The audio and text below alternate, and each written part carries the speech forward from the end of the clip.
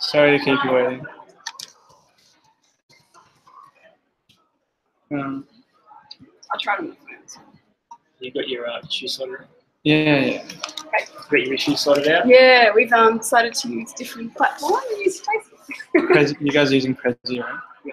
Or do you I can just log in there, it's fine. Doesn't matter. Yeah. Either or. whatever works? Thanks, mate. I don't know how to drive a Mac, but I assume it just.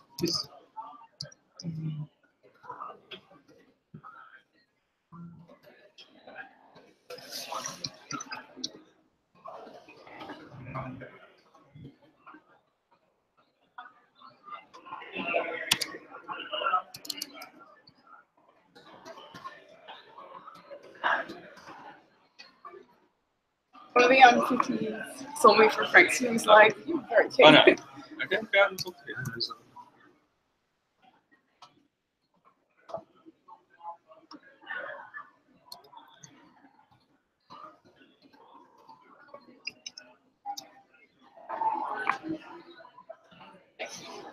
All good? Working? Sounds good.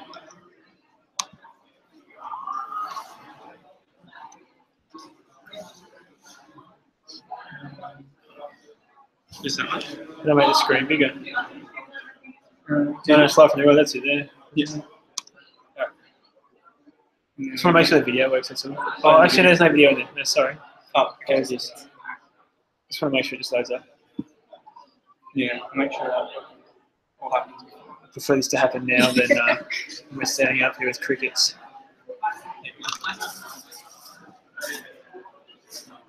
There's pictures and pressing.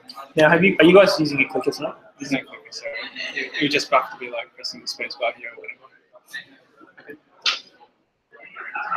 whatever. Just make sure it's working. That's cool. Alright. Okay, that's fine.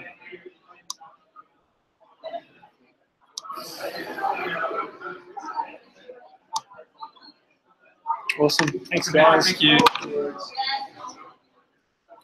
Alright, do you reckon we should get people in?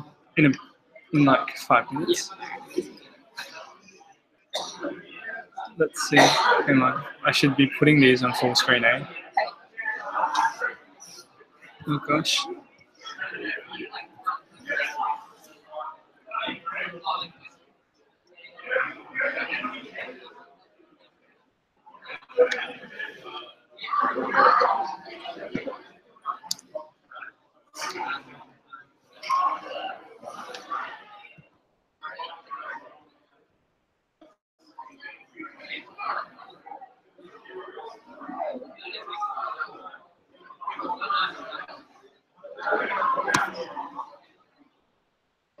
Hey, how did that happen?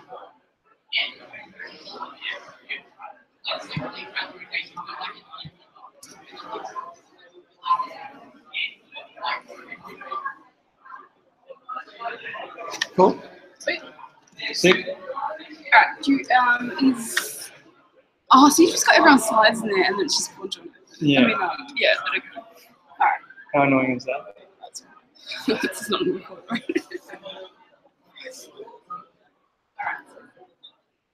Great. Happy? Okay. Do you want me to get Ponjona up or just get them ready? Or... Oh, Grimsy's first. Sorry, Grizzy, do you want me to get them ready or? Yeah, Grimsy can come now. Alright.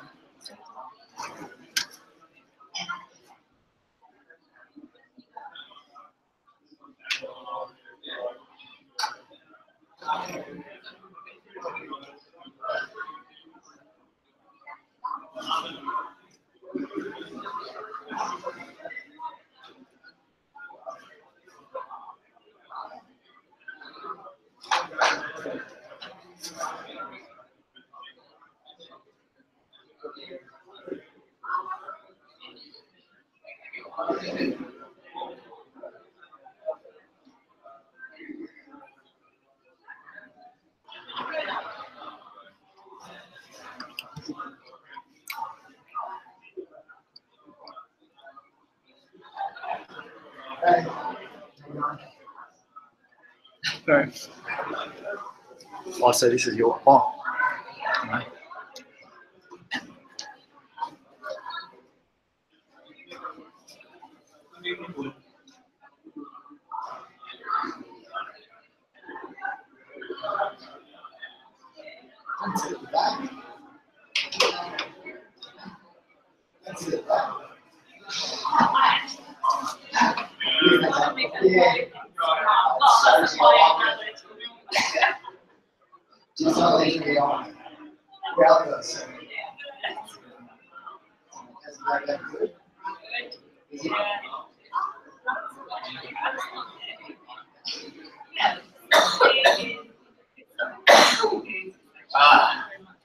I'm pretty sure we've got some in here. Ah, you did. But I just so that people, if they want it, at least they can fill it in a bit rather than getting out later. So it's good. Did you get much silence? Yeah. Which is good because usually, well, I mean, obviously. Just do it. Yeah, exactly. And exactly before it gets too stressful. Maybe if we just give you one of these.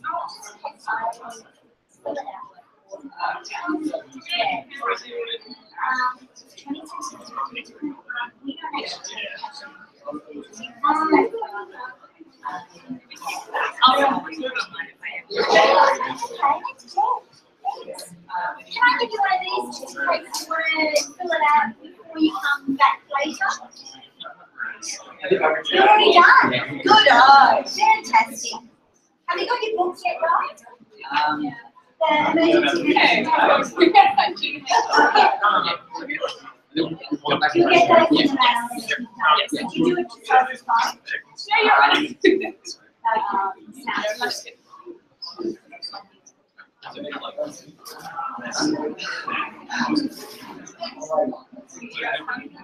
Pardon? Yeah.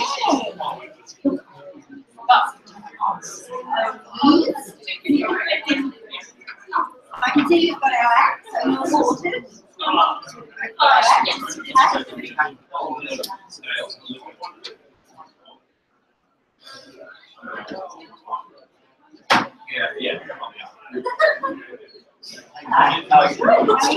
Stuart, Michelle McIntyre.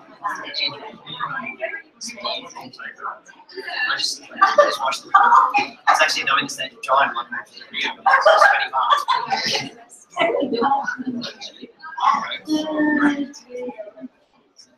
You're a first, are you? This taught me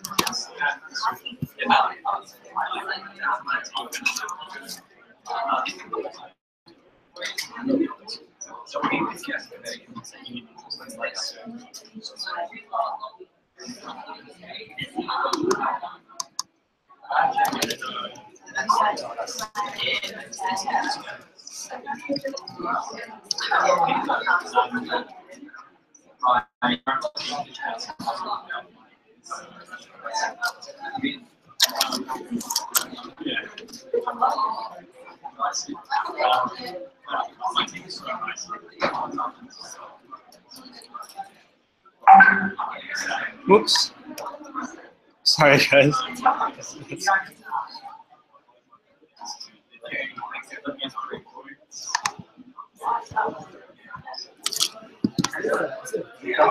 There's no, I'm sorry, yeah.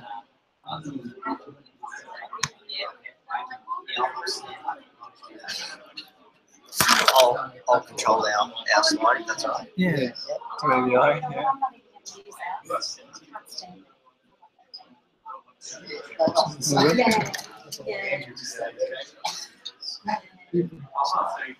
Are you driving tonight, are you? No, you guys can do what you I might not even use my presentation. If we haven't got a clicker, I can stand here and help you click it if that's easy for you. I'm happy to do that. I'll let you know. But I might not even use it. I'm happy to stand in the middle. That's okay. I can just press the space bar for you. That's fine. Okay. All right. I don't mind. Okay. Yeah. Just let me know. Beautiful. All right. So your name is Patrick. Patrick. I would have been the one emailing Oh, okay. colleague. I didn't actually deal with you, my colleagues. Yeah. I think you would have emailed Vanessa. Yeah. Yes, Vanessa yeah. from the back. Yeah. So, yeah, I'm one of the other ones. Just send you out here. That's right. Yeah. Oh, Vanessa's here as well. Oh, okay. Yeah. Cool, cool. I'll start getting people in. Yeah. Hi, guys. Hi, guys. Go down.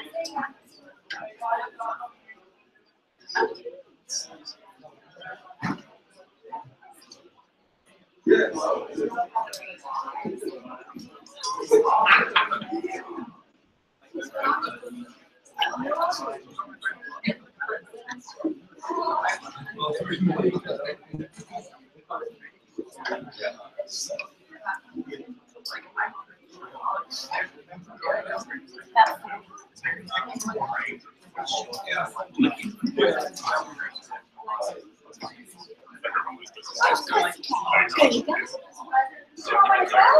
I haven't signed up for events.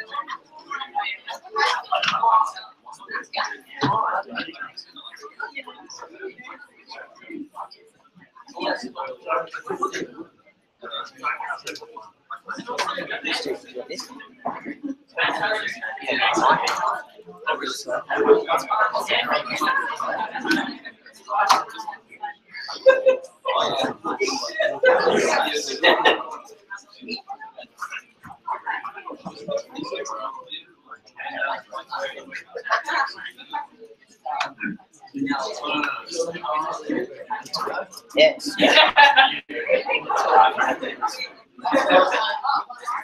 Get started. Thank you very much for staying back today. I know you guys had a long day at school.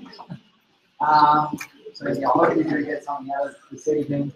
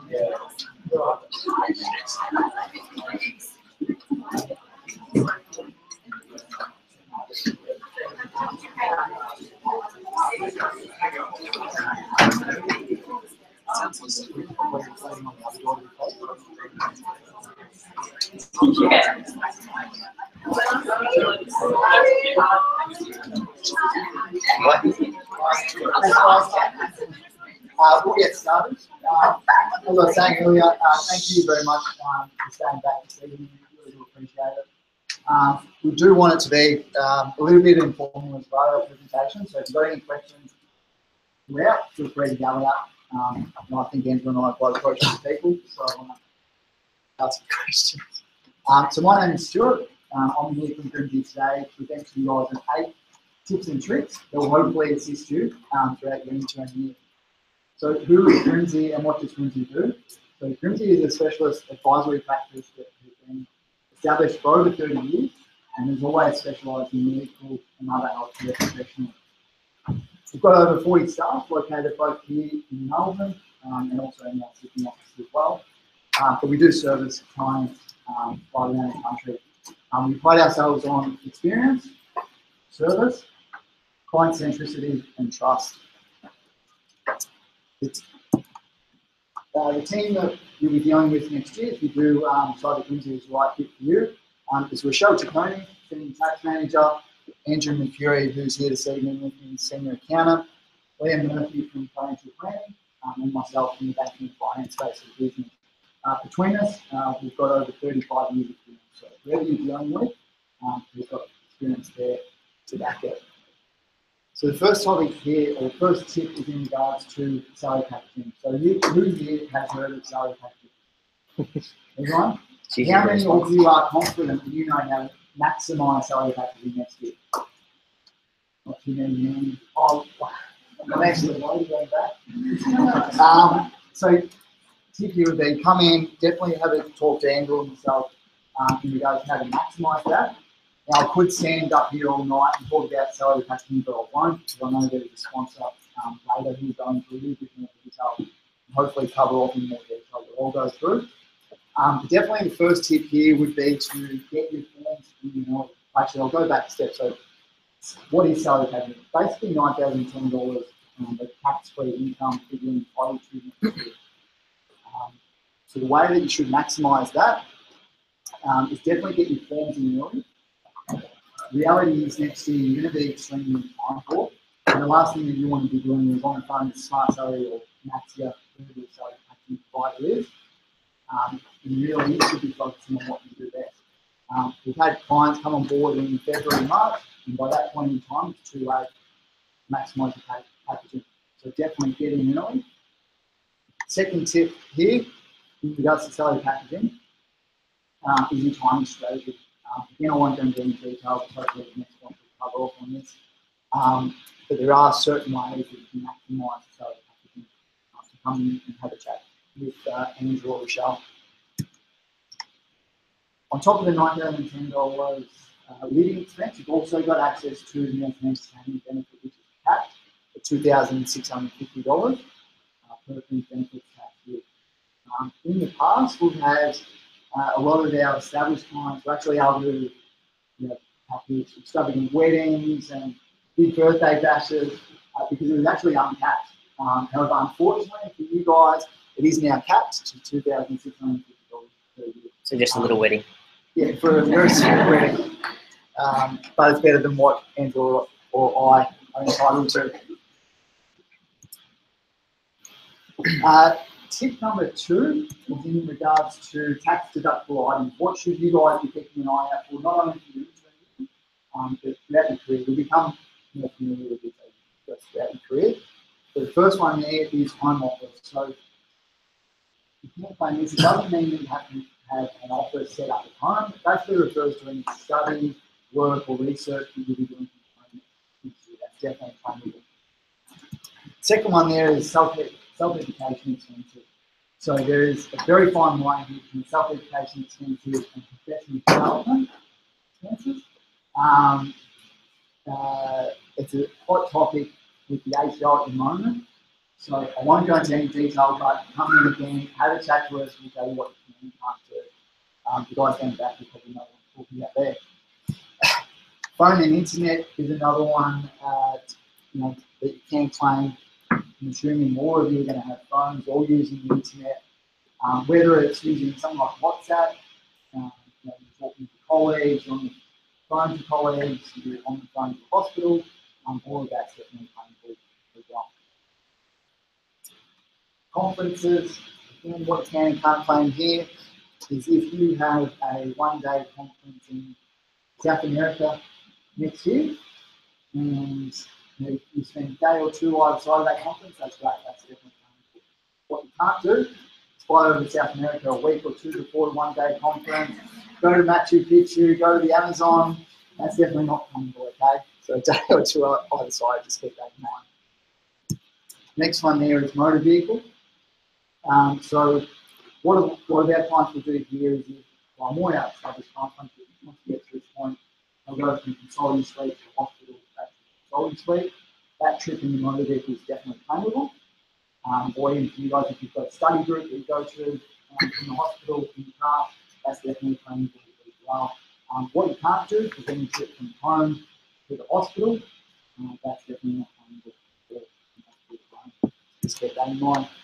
Also think about the timing of your tax deductible items. So, for those big purchase items like a laptop, just hold off on the purchase of that until the new financial year next year, so July 1, 2018, because the tax savings will be operating in the new financial year, given the work of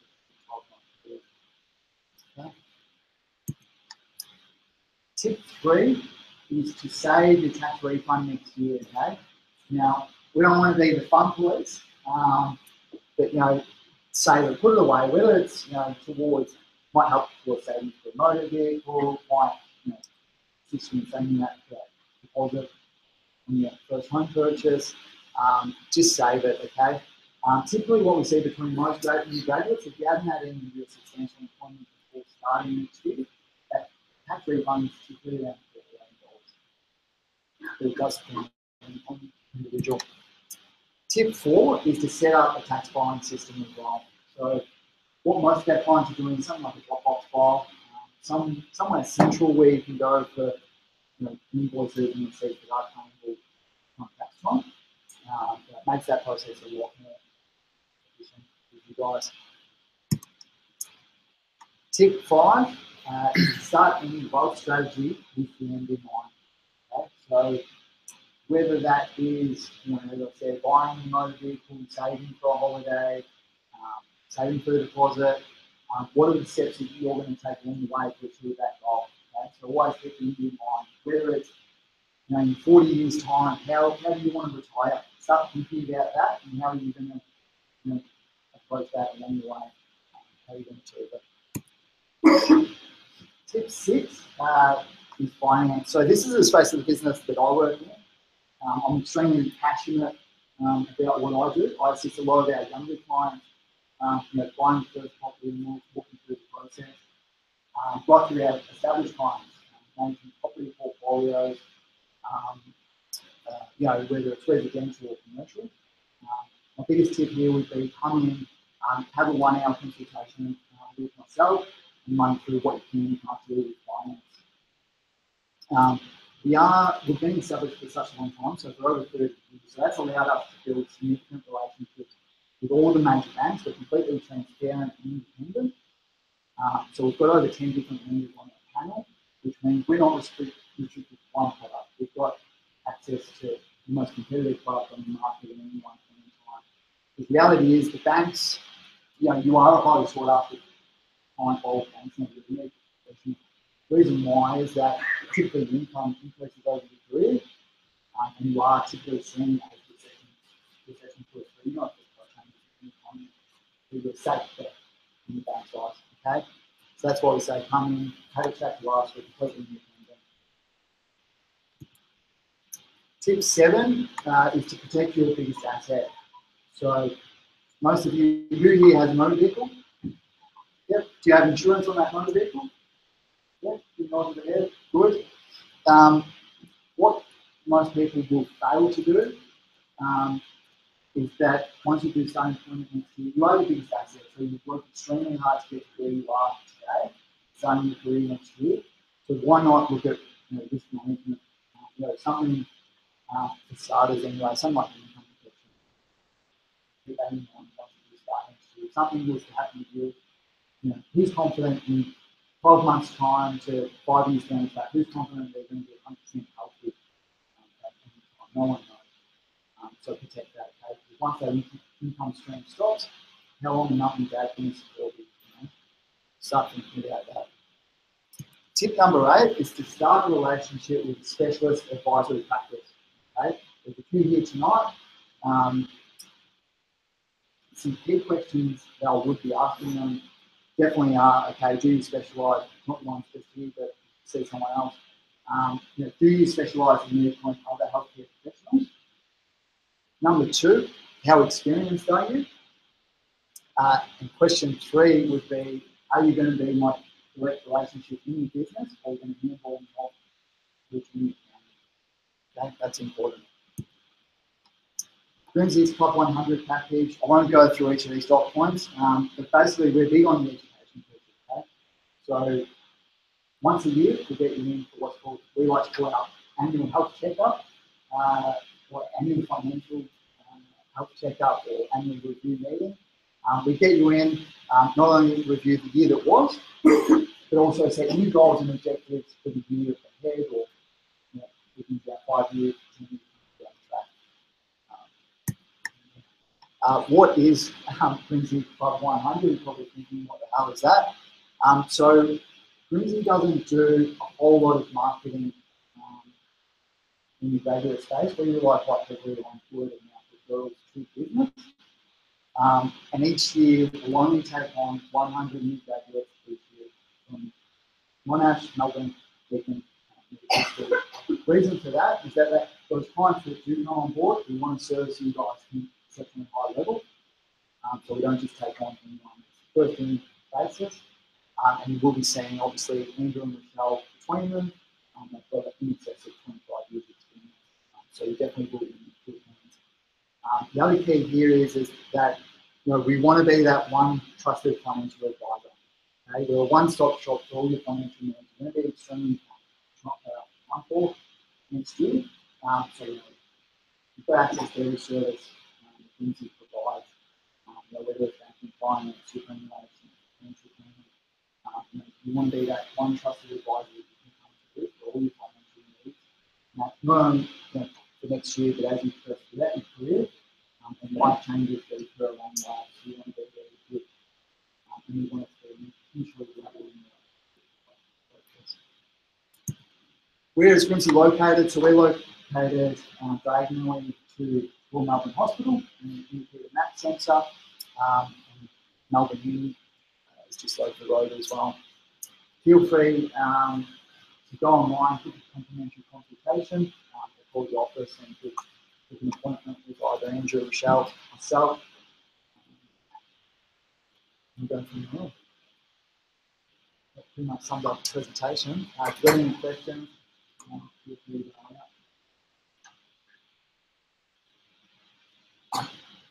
All right, thanks, guys. Thank you.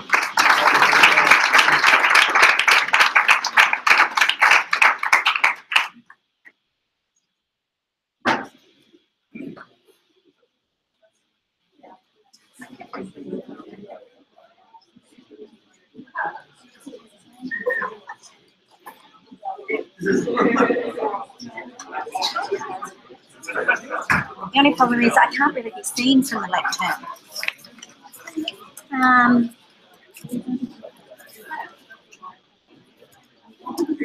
Oops.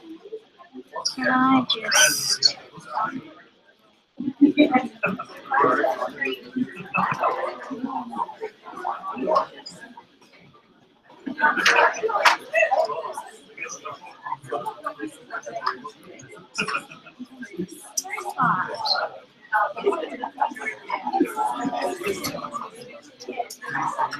Hello everyone, my name is Michelle McIntyre and I'm from AVANT, which is Australia's largest medical defence organisation. Before I get started, can everybody hear me okay, or would you prefer me to be at the microphone? No? Oh, these people, that's right, my apologies. Okay, my apologies. Okay, you may not be able to see me now. That's a tricky bit, I'm afraid. So bear with me. So now, is that too loud? I'm actually used to really throwing my voice, so God knows how loud I'm going to be. So as I said to you before, my name's Michelle McIntyre and I'm from AVANT, which is Australia's largest medical defence organisation. We, as you probably know, offer you insurance both in your student years, your intern years, and of course when you become a doctor in training or a registrar. And then when you become a specialist doctor, and lastly, when you retire, which I'm sure is well from all of your minds at present. But believe it or not, you eventually get there. Can I have a show of hands who's already got a student policy with us in place at the minute? Oh, terrific. Wow, look at you all. Okay, terrific. So, look, whilst being an intern is a really, really exciting time of your life, it can also be kind of a stressful time as well. And the reason for that is because, one, you've got a lot of new skills to sort of learn in a very fast environment, but you can also get caught up in the system as well. Over the last couple of years, we've had an increase in the number of complaints that are made to the medical board or APRA, which can be very, very distressing considering all the work that you're going to do, but particularly between now and the end of the year to actually get registered. There's nothing worse than somebody coming and having a go at your actual reputation. We also have an increase in employment disputes. And sadly, whilst you are employed in the public system, sometimes it doesn't work out quite the way that they said it would do. And that's something that's also covered under the policy. And lastly, there's increases in disputes for training programs as well. Our experience shows us that, again, whilst you're employed in the public system, there are still many situations where you're not covered by either the VMIA in Victoria, and again, as I said, the contractual disputes with the employer, investigations brought out by the medical board or complaints unit, a coronial or criminal inquiry. For example, you might be on an ER rotation and somebody dies whilst you're on shift and you may have had something to do with that person. You will actually be asked to participate in the coronial or in the investigation, and as a result you might be asked to do a report. You would always want to contact us before you actually send off any report, okay? Purely because we want to make sure that it is written to a degree to protect yourself as much as possible. And lastly, writing a police report. All of these reasons are the reasons why you need to have your cover in place. Now, all medical indemnity providers actually offer you up to $20 million for civil liability claims. The likelihood of you actually having a civil liability claim is pretty remote. In fact, probably the only chance that that might occur is if it was considered to be criminal anyways, in which case we'd hope that that wasn't to occur. But you know, just a thing, keep it in mind for us if you wouldn't mind. But unpaid, we also provide you for unpaid healthcare for times when you might provide healthcare without being paid. So, for example, as an unpaid volunteer at a sporting event or any type of event, we cover you for legal fees if you are required to participate in a disciplinary, criminal or coronial inquiry or dispute arising from your employer. And as you can see, there's pretty hefty limits on the amount that you can actually claim.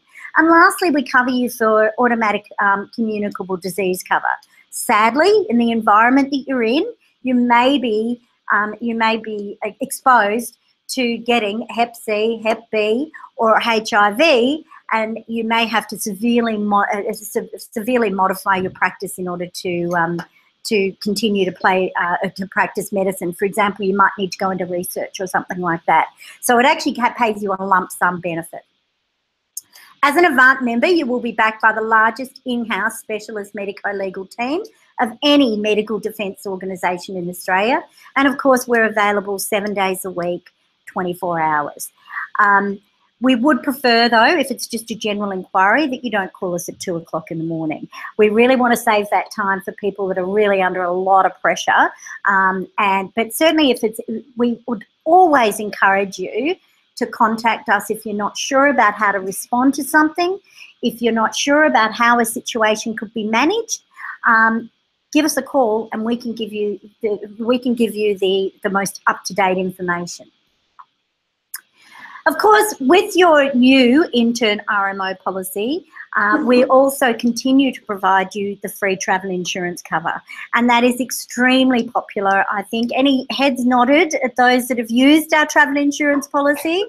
Anybody claimed on our travel insurance policy? Oh, okay, there's a few there. Hope the experience was good, although a bummer that you had to claim. Of course, our travel insurance covers you for all trips, work or play, covers any number of trips and to any destination you wish to go to. It automatically includes cover for spouse or de facto or partner, and any dependent children if you have any. We have unlimited trips throughout the year, although as an intern I can assure you you're not going to get away that often. But the main thing is that you'll certainly be covered for the trips that you do take. And of course we cover sporting activities, which includes everything from skiing to bungee jumping, parasailing, paragliding, you name it, it's all covered. In fact, the only things that we don't cover is professional sporting activity. But otherwise everything else is covered under our travel insurance policy. Again, as we said, we offer specialist medico-legal advisors. We also offer a doctor in training research scholarship for up to, well, not up to 450,000. It's actually broken up into many different pieces, but if there's a particular research program that you want to get involved on board with, then it's a great way, it's a great opportunity for you to apply. If you get accepted, we pay the bill. And of course, we also send you intern and RMO1 related relevant information as an intern as well. We also at Avant, we also own Doctors Health Fund. And now for many of you, it's a time when you're probably going to go off your parents' policy, private health insurance policies, so you need to consider purchasing your own health cover. We offer a great smart starter and basic extras, but again, it depends on what your specific needs are. And by all means, if you want some information on it, you can ask us this evening after you've finished up.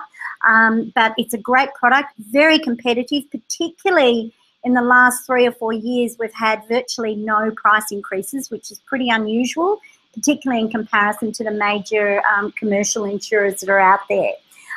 So certainly worth looking at. Many of our mature doctors that are insured with us, and we have about 53% of the total market of doctors that are insured with us. Many of them have their Doctors Health Fund insurance with us as well, which is terrific.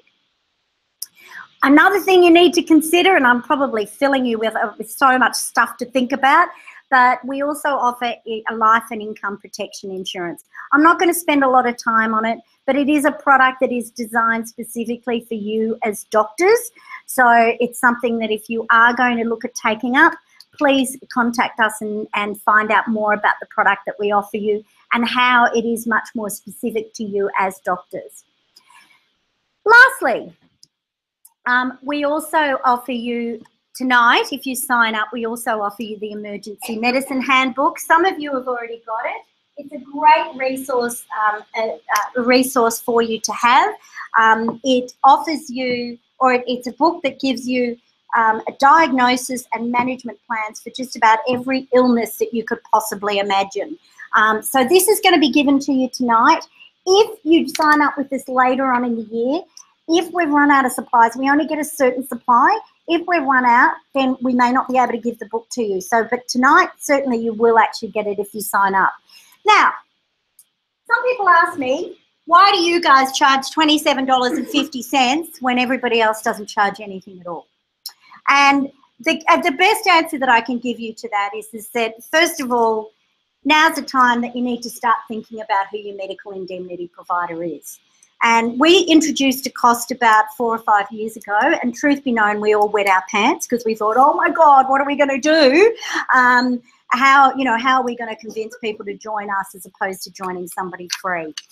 There's a lot that we do as Australia's largest provider of indemnity that our competitors aren't in a position to do. We offer you the travel insurance policy. Technically, it's free. The $27.50 that we're charging you tonight is a membership fee. The reason we want to charge you, or we charge you, the theory behind it is that if you pay for us, you're more likely to use us when you need us. And that's the only way you're actually going to get to see the differences between ourselves and our competitors. So whilst I accept we do charge $27.50, you're not going to pay anything for travel insurance, I can assure you, at least until you, at least until the end of your RMO 1 year. That's when we start to charge you a little bit more, but it's not a whole lot. But certainly for $27.50, you're getting a pretty good deal. Before I finish tonight, and I've finished with my presentation, but one thing that I did at another uni recently is that I just talked about what happens after your RMO 1 year. So you intern your RMO 1 year. Am I going past? Sorry? Oh, okay. Sorry. Right. Okay. Sorry. My apologies. God, I hate a lectern. Can you see why I hate a lectern? I can barely be seen. But what I just wanted to just give you a bit of insight as to what happens beyond, as far as what the costs are and that sort of stuff. So after your RMO 1 year, you then become a doctor in training. Or many of you will become doctors in training. Some of you might decide to stay in the hospital system and not bother going through a specialty training course or whatever. Or you may delay that for a few years. Your doctor in training policy is going to cost you $110 a year, so it's not a whole lot. Again, the reason for that is that the risk increases slightly, but not that dramatically. Once you become a mature doctor, that's when we really start to collect premium from you. And I mean that in the nicest possible way, but the reality is that at some point you have to start paying for it. And so I just thought I'd give you a bit of an insight as to the sort of premiums that doctors are paying, so particularly in that specialty space. For example, if you're an anaesthetist, the way that we work out all of the premiums is based on your total billings. So if you're only doing it in public, then it's the lowest possible premium because you're not actually doing private practice billings, okay? But when you take on private practice, you're actually, of course, that increases quite dramatically because you're no longer covered by the protection of the public hospital cover. You're on your own effectively. So most mature anaesthetists would be billing around $700,000, $800,000, $900,000 a year. Many instances, much more. And the premium for that would be around the $10,000 a year. Okay? If you're a neurosurgeon, you'd be looking at, most neurosurgeons bill around up to $2 million a year, and in which case their premium's going to be around $65,000. The way that we work out our premium is based on the risk, okay? So the biggest risk that we have today is O&Gs. So anybody interested in O&Gs, being an O&G at this point? Yeah? Okay. It's okay. Don't panic because, believe me, you will be earning so much that O&Gs are our biggest risk. And the reason for it is because we have to have the patient on risk for such a patient, but also the unborn child or the child on risk for such a long period. In fact, very rarely would we get a claim these days that's successful where a patient is lodging a claim beyond 2 or 3 years, purely because why would they be lodging a claim that far in advance, after an incident has occurred? With O&Gs, though, we actually have to have them on risk for 25 years. And that's why their premium is so expensive. So the premium for an O&G that might be billing up to, say, 1.5 to 2 mil would be about $85,000 a year. So it's a lot of money. So I just thought I'd give you a bit of insight. If you're staying in the hospital system, it's only $1,000 or so a year at present. But I just thought I'd give you a bit of insight as to what you're planning on doing. By no means should this be a reason as to why you choose a specialty, because I can assure you that you're well reimbursed in other means. And fortunately, there is also a government subsidy that if you pay more than 7.5% of your total income in medical indemnity costs, the government pays the rest anyways. Okay? So hopefully you found that kind of useful, or, just something to think about for the future. And by all means, you can ring us in the future if you'd like some more information, but it just sort of puts some of the freebie stuff into context, I guess. Thank you, everyone, for your time. We're going to stick around until after tonight. We've left, or after you've finished this evening, we've left many of you with the application forms. If you'd like to sign up tonight, please complete the apps, give it to us, and we'll hand over a book tonight. Or if you've got any questions, please come and talk to us. Thanks all for your time.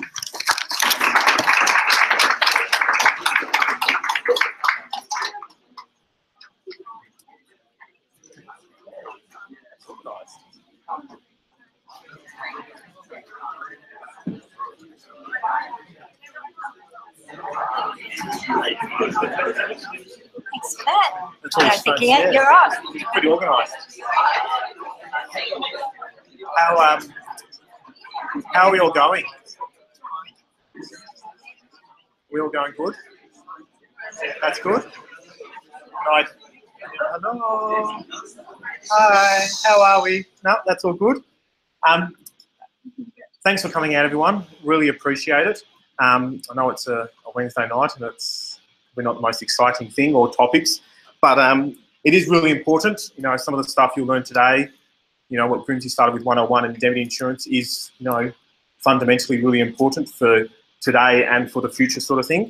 So my name is David and I'm from BBE Partners. We're an accounting and wealth advisory firm located in South Melbourne. So we can help you with your tax returns and those type of things.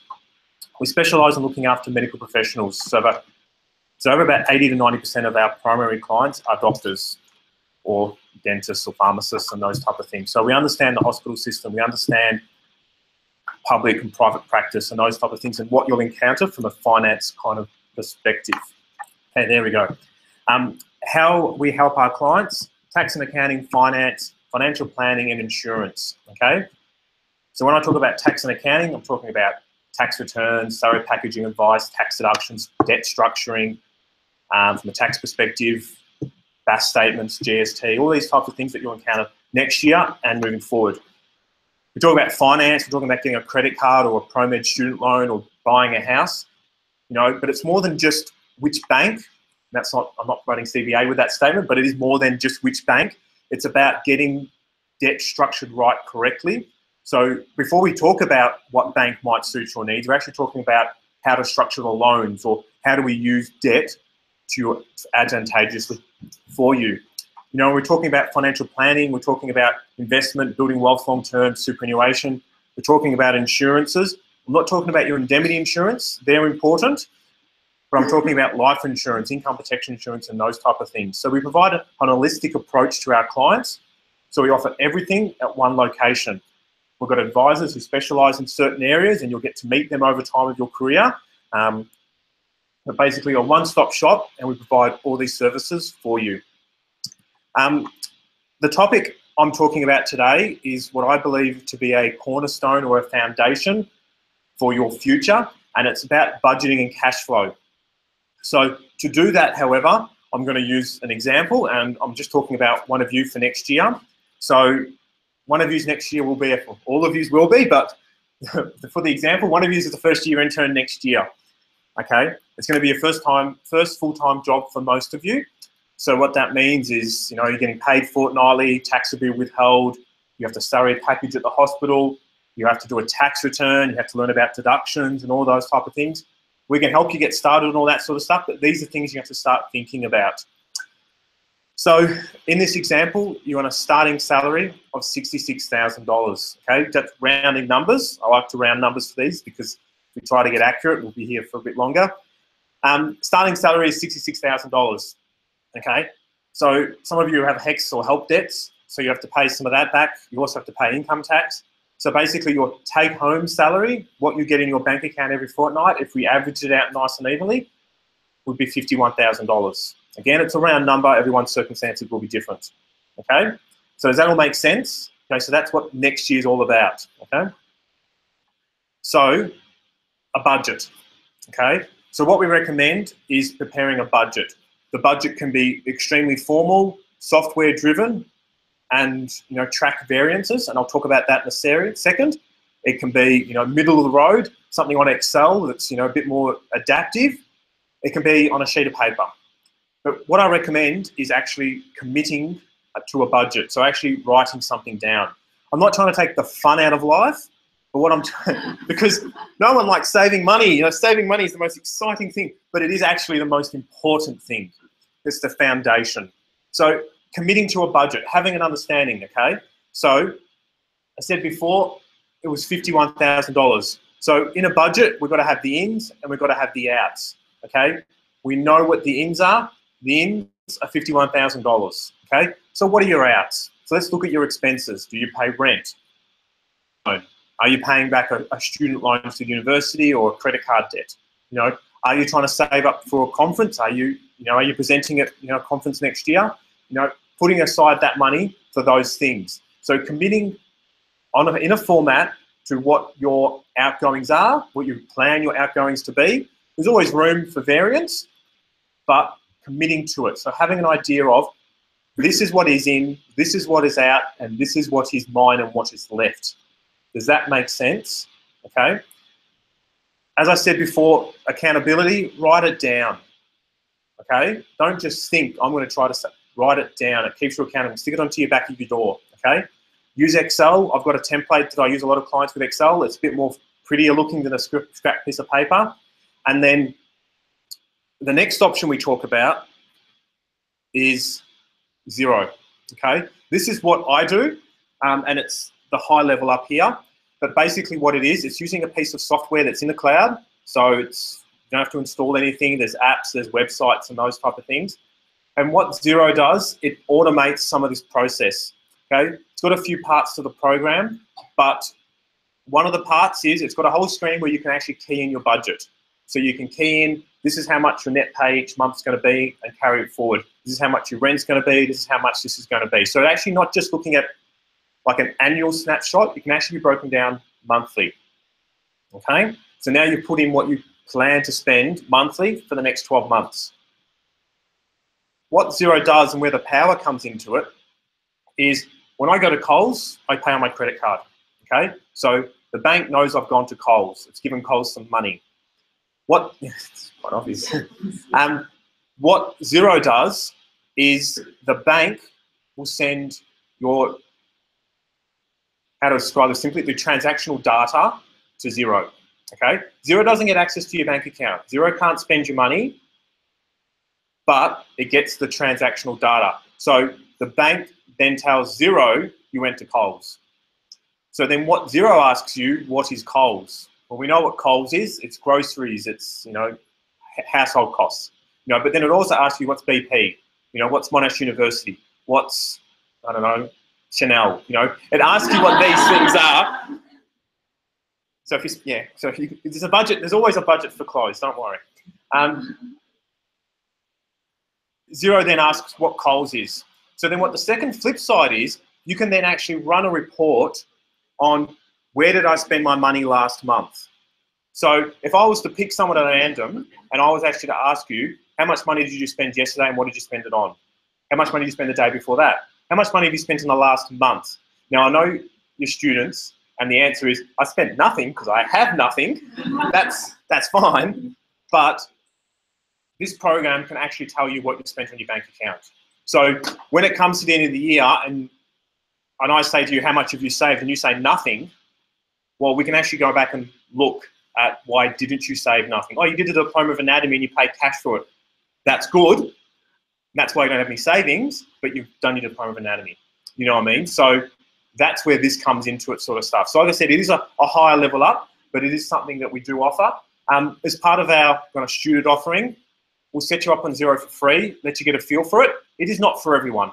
Okay, I'm going to put it out there because it does require a little bit of setup at work and a little bit different kind of maintenance, but it is an opportunity there. So we've spoken about what's coming in. We've drawn up a budget of what's going out. Okay, what's really important next is protecting yourself. Okay, it's actually quite funny. I'm the third speaker today, and all three of us have actually mentioned the word income protection insurance. Okay, and you will hear it again from following speakers. It's really, really important. It's basically replacing your income if you're unable to work for an extended period of time due to sickness or illness. Okay. So basically, we've done this budget, we've got this plan in place, we've got this stuff moving forward. If you're unable to work, what do? Do you move back home? Does that place a burden on your parents? How do you pay your rent? This sort of stuff comes into play. When you've got a mortgage, you've got children, this can come into play and cover those costs. Basically, as we're talking about home loans before. We've got a range of home loan bank providers. We've got a range of insurance providers as well. Some of the insurance providers are not available retail. So, you know, because of our industry and our position and our clients, we've been able to get offerings of things that you can't normally get. I'm not sexist. There is a reason for that. So don't have a go at me, and it's got to do with childbearing years. But it does change. Trust me, it does reverse as the guys get older.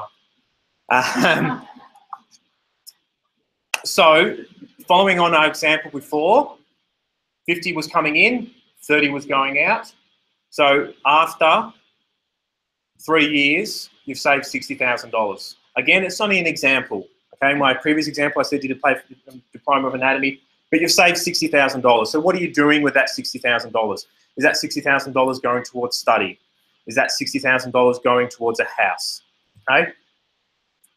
Having money in the bank is great. It's accessible, it's liquid, but it's not necessarily the best return. Does everyone know what inflation is? Yep, sort of. The increase of cost of living. Bank interest doesn't usually beat it. Okay. You've got opportunities going in the share market and that sort of stuff. You've also got opportunity buying property. Again, Bonjournos will be speaking about property in a little bit more detail following. But because of your profession and what Grimsy also said earlier on, you've got an opportunity for a 95% loan. So what it means is you only need a 5% deposit. And then with the stamp duty changes recently for Victoria, stamp duties come down a lot as well. So it's actually giving you guys the opportunity to possibly get into a house earlier than you might otherwise get into one. When you go to borrow money, they ask you 3 questions fundamentally. First question is, how much have you got in the bank? Okay, so how much have you got a deposit? You know, can we actually work with something? Okay. Next, they ask, how much do you earn? Okay, well, that's your pay slips. That's really easy. The third question they ask you is, how much do you spend? Okay, the bank will actually ask you this question. And the reason why is if they're going to lend you money, they want you to repay it. And if you can't afford to repay it because your living costs are too high, they won't lend you the money. So how do you know what your living costs are? Because you have a budget and because you're sticking to your budget and that you're saving money. So this is what I was saying before. It's that foundation to your financial future because it's what you build upon. You know, if you're not saving money, you won't be able to do these things and you won't be able, as before Avant was saying about retirement, you'll reach retirement. You can have a good retirement or you can have an average retirement. So we want to try and have a good retirement. Does that sort of make sense? So basically what I recommend is get financial advice, okay? There's 4 firms here today. We all fundamentally do the same thing. All come in and have a chat with one of us, okay? There's decisions you need to make today, okay? And they are salary packaging, okay? So you need to make these decisions today. So you need to come and talk to someone and get an understanding of what's going to happen next year, okay? You know, start a budget or at least write one down to have an idea of what the future could maintain, okay? To help to do all this, we've got our doctors in training package. But just go back one step, we've also got our sort of student offer. And basically what that is, as I said before, we'll give you 0 on a trial basis for free. But we'll also recommend that you come in and have a chat. We'll teach you everything you need to know for next year to get you started. So we'll go through salary packaging, we'll go through your tax return, we'll go through finance and that sort of stuff. So then you've got a stepping stone for next year. Okay? For next year, we've got our doctors and training package. It includes all these things. It includes the 0 subscription for those who want it, and it's $330. The next question you're going to ask is, when do I pay it? Well, you pay it after you've done your tax return. Okay, so there's no prepayment. I'm not making you pay when you come in as a student. It's come in as a student, I'll teach you everything you need to know, and then if you need help with your tax return and these things, it will cost you $300 then. Does that all make sense? Yep. Any questions or anything like that, or anything else that I've spoken about, or anything that people want me to reiterate or anything like that? No? So we do have a raffle that's going to be drawn hopefully the end of today for those who sign up to our mailing list. So those who haven't signed up to our mailing list, you can do so at the end, and we'll draw it hopefully before everyone leaves. If it's not going to work out, we might just draw it tomorrow and send it out to the person. But if you've got any questions, come and have a chat. We're more than happy to help. And thanks for coming out tonight.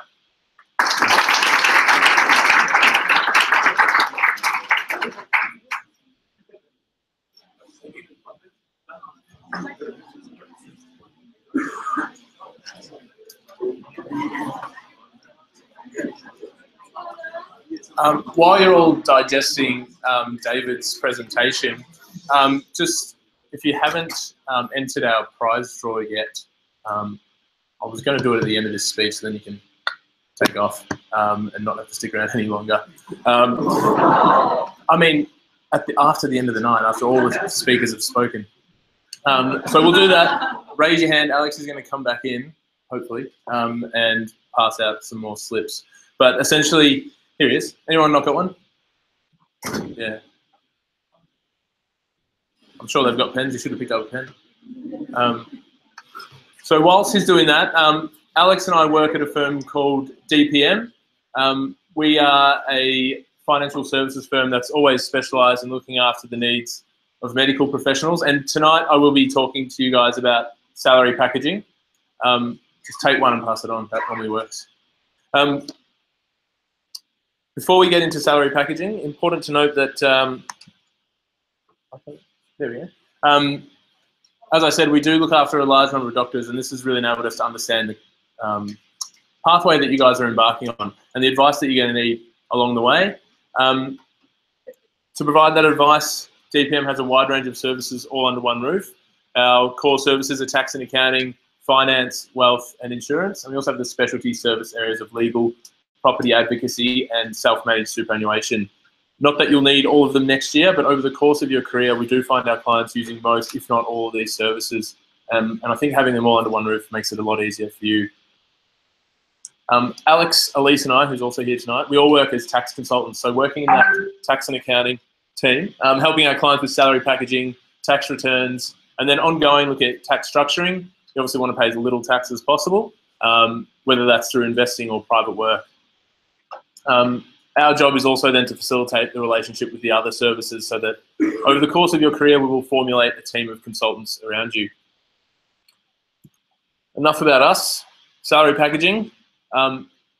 Most important thing, I think, in terms of saving tax, not only next year, but whilst you keep your public position as a doctor, the rules around it are constantly changing, so it is important to always seek advice. A couple of years ago when they did significantly tighten them, we did have people that walked away from their public positions because it wasn't worth them, not getting access to such benefits. So get across it, and that's what I'm here for tonight. So when we think about salary packaging being a tax saving, important to note, some people think if I salary package $1, that means I get a whole dollar back. That's not the case. It's tied to your marginal tax rate. Next year on an income of, say, $65,000, you're paying tax at around 32%. So for every dollar you package, you get 32 cents back, or 32 cents less tax. Same as what happens with your tax deductions. So essentially you're increasing your take-home pay every fortnight, means more money in your pocket. And the other thing to note is that it runs off a funny timeline called the FBT, or Fringe Benefits Tax Year, and that's 1 April to 31 March every year. Also important to know exactly who is involved when you do want to set up your salary packaging. Obviously there's you who's earning the income, but hospital payroll, they pay you. They also send a portion of your income, being the packaged amount, to an administrator. That can be internal or it can be external. A lot of the bigger hospitals tend to outsource the salary packaging function. If you're working at Monash next year, for example, you might, or you would be dealing with a company called Maxia.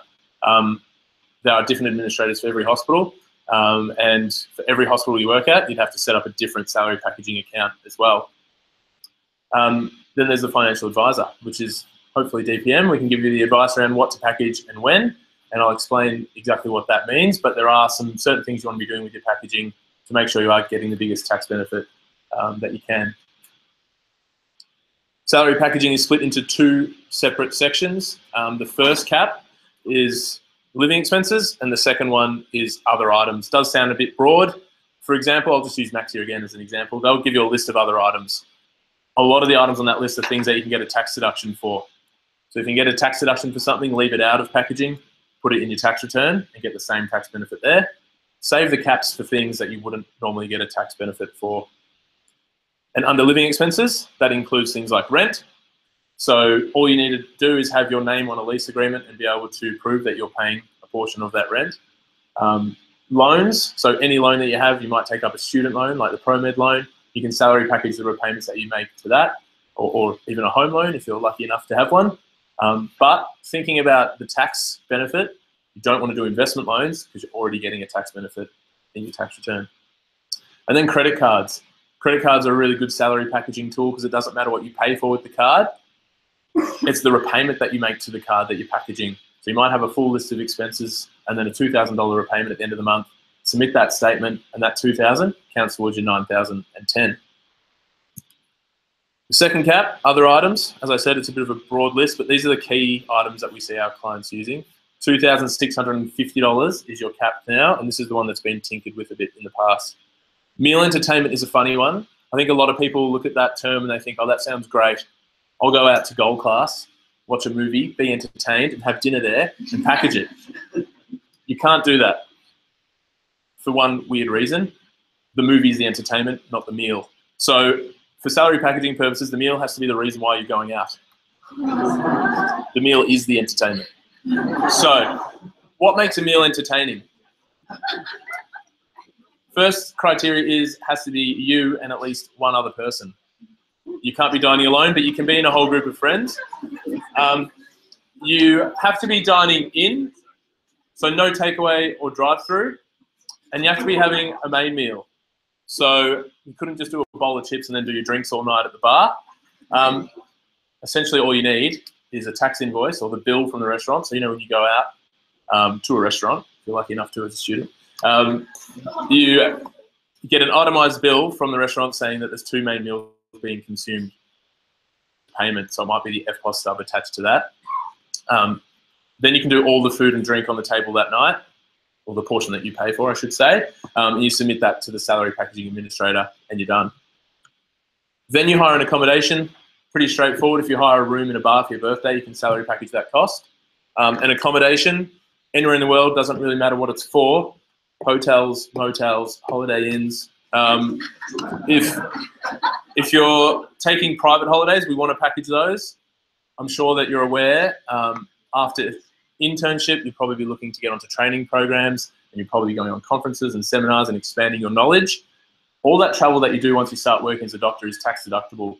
So if you're staying in a hotel in Brisbane for a conference there, don't package it, put it in your tax return. The other thing that you can do, which is actually outside of the caps, is 1 portable electronic device per year. So that's a laptop, tablet, or a mobile phone if you buy it outright in your name. You might have to get something signed off by a boss at the hospital saying that you use it for work to some extent. Now, the timeline. Crucial to get advice around this. We like to base our advice around the year on which you're working. So for internship, it's January to February. And if you're working here in Victoria, you'll have 5 rotations over the course of the year. The reason why that's important is because the dates tend to line up, and you'll see why in a minute. See how, I should say. The salary packaging year, or FBT year, as I alluded to, April to March every year. I'm not sure what that sound is. And that does look a little bit funny with these staggered timelines, but it does create an opportunity for you starting work next year, because we are actually in one salary packaging year right now, but you're not working. So you can access the caps of 9,010 and 2,650 over rotation 1. If you're at a hospital that allows backdating, which means, well, Monash is one of the big ones, Alfred as well, some don't know. If you're not allowed to backdate, then it has to be expenses you incur after you start working. It's hard to spend all that money in 3 months, and we probably wouldn't advise it, because remember, the tax benefit is not dollar for dollar. From 1 April, the caps reset. You get another 9,010 and another 2,650 to package over the rest of the internship. Other thing to note is that you may go somewhere else on your, let's say your 4th rotation, into a different health network. If you're paid by a different employer, you may be able to package again. You're looking really intently at me. Yeah, it's pretty good. So where that star is, you would actually access the caps again. It does depend on the hospital. Recently we've seen a lot of hospitals sort of tightening their own rules, or they might be saying, oh, Anthony, you are employed by Monash, so you should only be able to package there with your main employer. Depends where you go. Try your luck. You may as well package the expenses if you've got them. The thing that I don't have on that slide is the tax year or financial year, and I'm sure you're aware it goes from July to June. What that means is it gives you an opportunity because your tax rate is going to change during the year. You're only working from January to June of this financial year as a doctor. So your tax rate will be higher in the following financial year. Gets a little bit confusing, but this is where our advice really comes into its own and can make sure that you are maximising your tax benefit next year. Hints and tips, I suppose, create a plan, know what you're doing and when, and that comes back to getting that advice.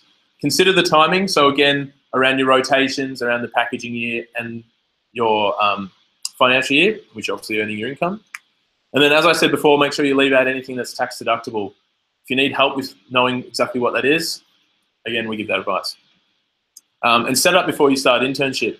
You can do this. If you get your employee number at the hospital, you can contact your administrator and get the ball rolling. Very important because you want to be earning tax-free income from the first dollar. If you're not, you're probably going to miss out on some of those caps and be slightly disadvantaged. At DPM, we do offer an initial consultation where you can come in and sit down with myself, Alex, Elise, one of the other advisors at DPM, and get this advice tailored to you and where you're working next year, ideally around your rotations as well, or we can give you that salary packaging plan later once you know exactly where you're going. We'll talk about your tax obligations. Some of you might never have lodged a tax return before. You will have to do one next year, and we can tell you what goes in and what shouldn't go in. And then protecting your income, and it's funny, Dave said everyone talks about it, and I was like, I'm not talking about that, but I am, because it is very important.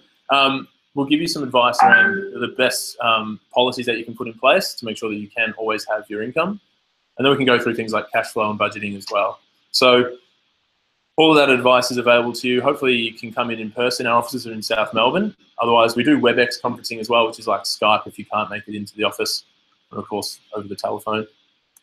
If you do want to contact us, just drop us an email to grad@dpm.com.au or jump on our website and you can make a booking through there. Now, any questions on salary packaging? No? Clear as mud. Alex, if you want to come up the front, and if everyone wants to pass their slips to the end of the row.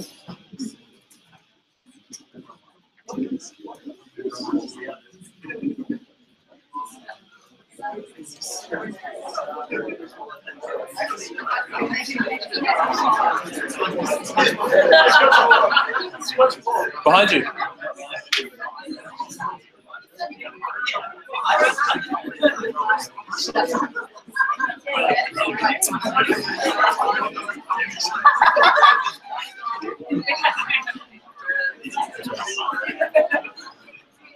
It's not the scrunched up one.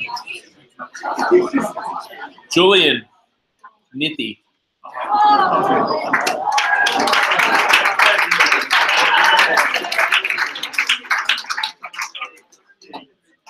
Thank you. That's it from us. I think Bongiorno are next. They've got a presentation. Thanks, guys.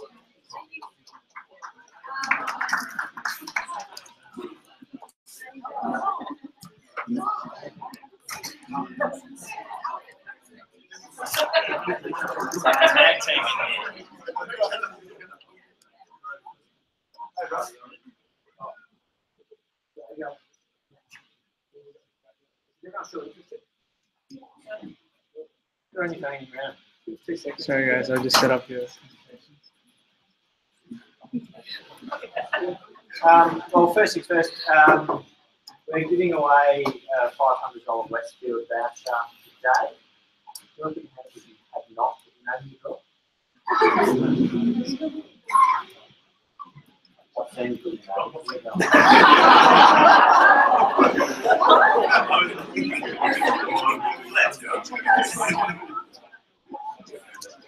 Good. Thank you. Sorry, it's my bad. So,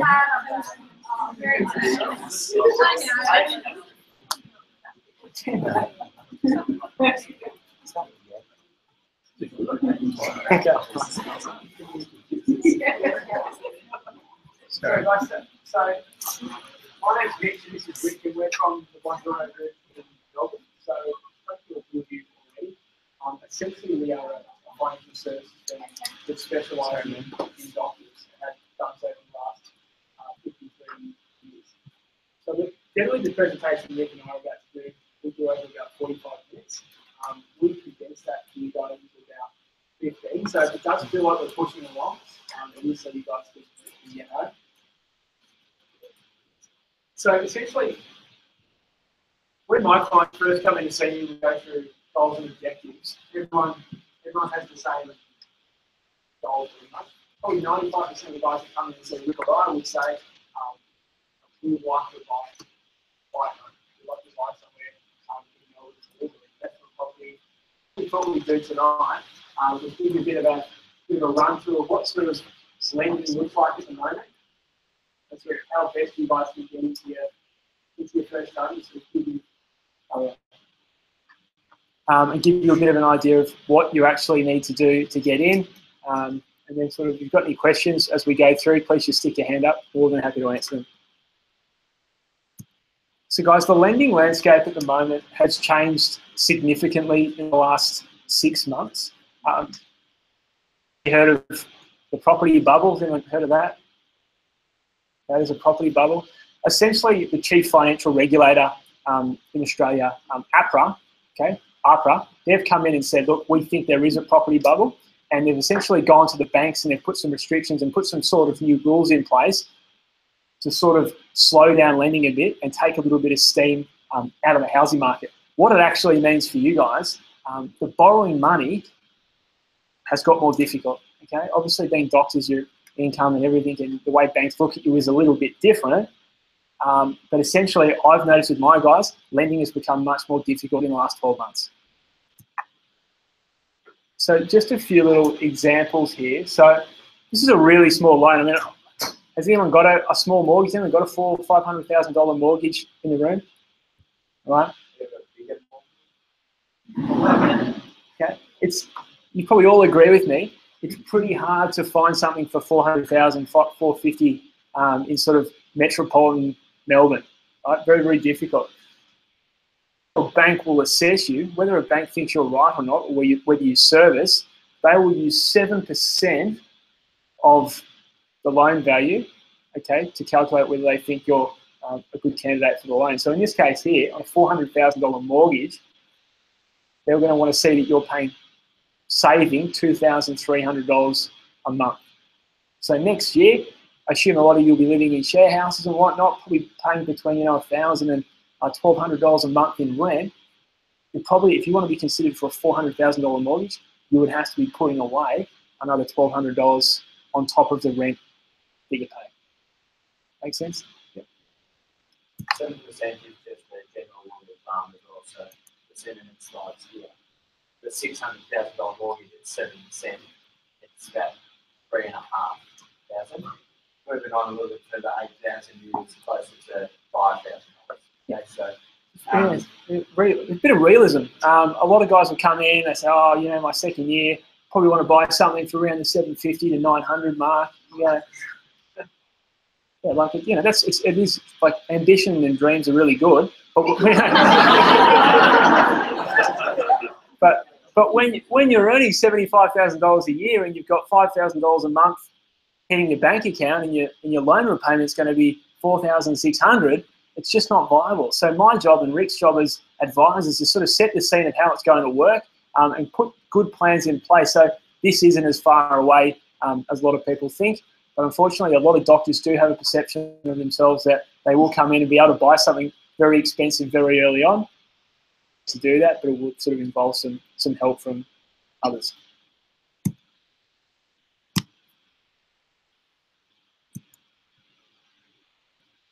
Get there. Right. So we will sort of fly through these a little bit quick. I'll stand up so everyone can hear. This property here, it's actually Mitch's brother-in-law who's bought this property back in 2013. Just an average unit out in Hyatt. Does everyone know where Hyatt is? It's not too far.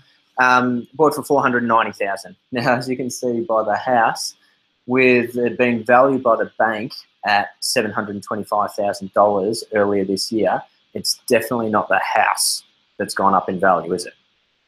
So the house, it looks the same as what it did. It's nice inside. It's good. So essentially, it's the land that goes up in value. It's not the physical house itself. So when we're talking to clients about building wealth and building wealth by buying assets, we try to encourage you to buy that plot of land. So whether it's a townhouse or a unit or a house or something, stretching yourselves as much as you can to get that first property is great. A lot of people say, oh, look, I can only afford an apartment, or I want to live in an apartment for convenience sake. Convenience it's another reason to buy a property. If you're living somewhere closer to work, closer to this, and you just want a low maintenance property, that's fine. Just know that from a wealth creation perspective, that property, you're sharing the growth with so many other apartments on that block of land. So the land isn't just yours, you share it with everybody else. Yep. Picking on Mitch and his family again a little bit more here. This property here is his grandfather, Nan and Pa, who bought this property in the Docklands. Does anyone know why you would not buy in the Docklands? Does anyone have property here? So we're not alienating anyone just yet. That's good. What the problem with the Docklands and in Melbourne CBD is there are a lot of apartments in the Docklands and there are a lot of apartments in the Melbourne CBD that remain unsold. Okay, so if you buy one of these properties, yeah, you might be able to buy it at a bit of a discount, but there are always properties that remain unsold, very similar to yours in a similar spot. So that's what's happened here with Mitch's grandfather. You can see, if we scroll the next page, the sales history of this property. His grandfather bought it for $750,000 back in 2014. Now, he was moving down from Sydney to be closer to Mitch and his family and everything else. Loved seeing the Sydney Harbour from his house back up in Sydney. Made a bit of money on that property, let's be fair. So he's turned around and wanted to see the water and what Melbourne had to do with our harbour, right? 2007, the guy he bought it from paid $785,000. So over a 7-year period, lost 35 grand. So the difference between this and a bit of land out in Hyatt is really significant. So these are the types of pitfalls we want to try and avoid with property if possible. Questions? No? Good.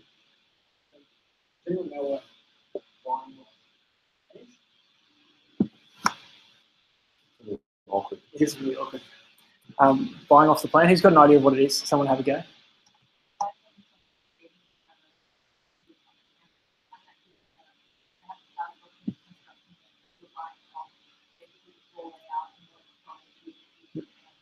Spot on. You're buying a dream, aren't you? So, you know, you're walking to the showroom in the city somewhere, and they've got this flash apartment set up, and it looks amazing. And then you go, wow, you know, I've got to have that. 2017, and it's going to be ready in 2019, right? So you go in, put a 10% deposit down at, you know, say $600,000. So you put your 60 in. Now, when does anyone think finance is arranged for that? So essentially, a bank is not going to lend you money as security against something that's unfinished. They're going to want to see the finished product, aren't they? Okay, so in 2 years' time, how do we have any idea what that property is actually going to be worth? I'll let Ricky give an example of one of his best clients, best friends. It's actually a different one. So it's out of 14 clients that I have seen or friends have bought off the plan, and 12 of those, this has happened. This happened last week to another one to add for my 13 before last week. So 2 years ago, they bought off the plan an apartment in Abbotsford. Right? Abbotsford's a great area to buy. It's close to the city, it's close to infrastructure, it's close to everything else. They paid $781,000 for this apartment. It's a nice 3-bedroom apartment in Abbotsford. And 2 years later, last week, we get the call from the builders and everyone saying it's ready to be valued, it's ready to come in, we're going to settle in 2 weeks. 1, 2 weeks isn't enough for us, any bank to settle on the property. But 2, the bank have to go in and do their valuation on the property at that time. Does anyone want to have a guess at what the property came in from a bank value at? If it was bought for $781,000? No, $700,000. So the bank are prepared to lend up to 90% to buy that property, but only at the $700,000 that they value it at. So automatically, my clients have to find another 81 grand. Now, they've had 2 years to save, they've paid a little bit of a deposit and together, but 81,000 on top of everything else is a lot of money. And there's not many people who'd be able to save that kind of money. So then you have to hit up family, you have to hit up friends, otherwise you lose your deposit. That's happened 12 of the 14 times in the last 3 years that I've seen people buying off the plan. So we want to avoid that. High-rise apartments, we've been through that example already. We've got 4 minutes, so we're going to press on.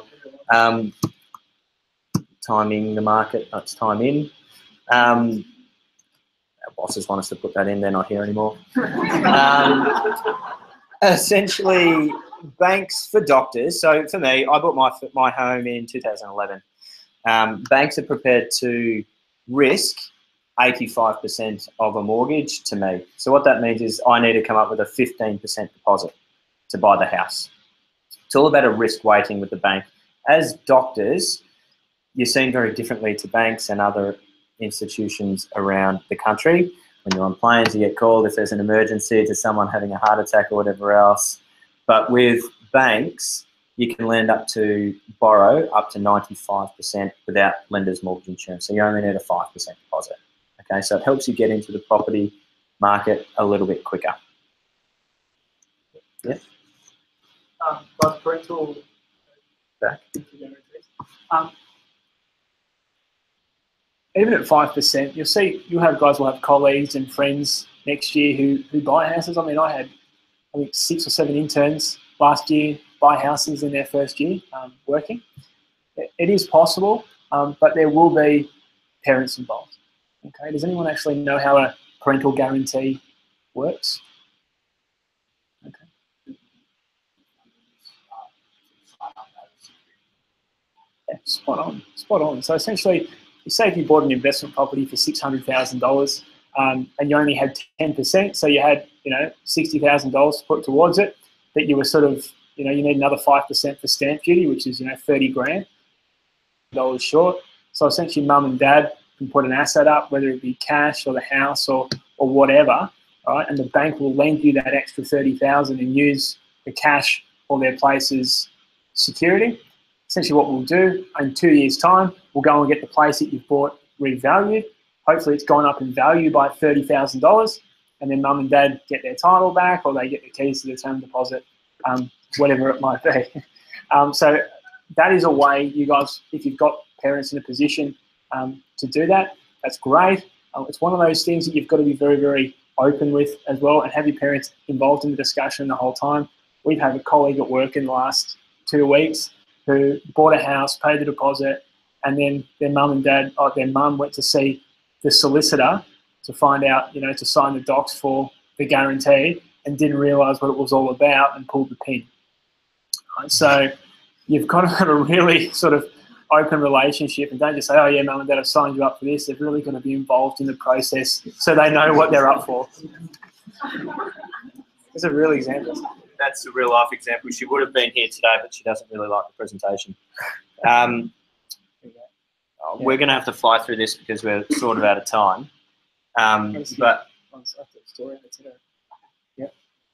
one story, guys, and we're done. So risk insurance is really, really important, especially next year. You guys won't need, all the insurance is made up of a heap of different products and whatever. There's life, there's total and permanent disablement, there's trauma. There's all these things that you cover yourself for. Essentially, so you guys have some debt and have some dependence, you don't really need that lump cover stuff.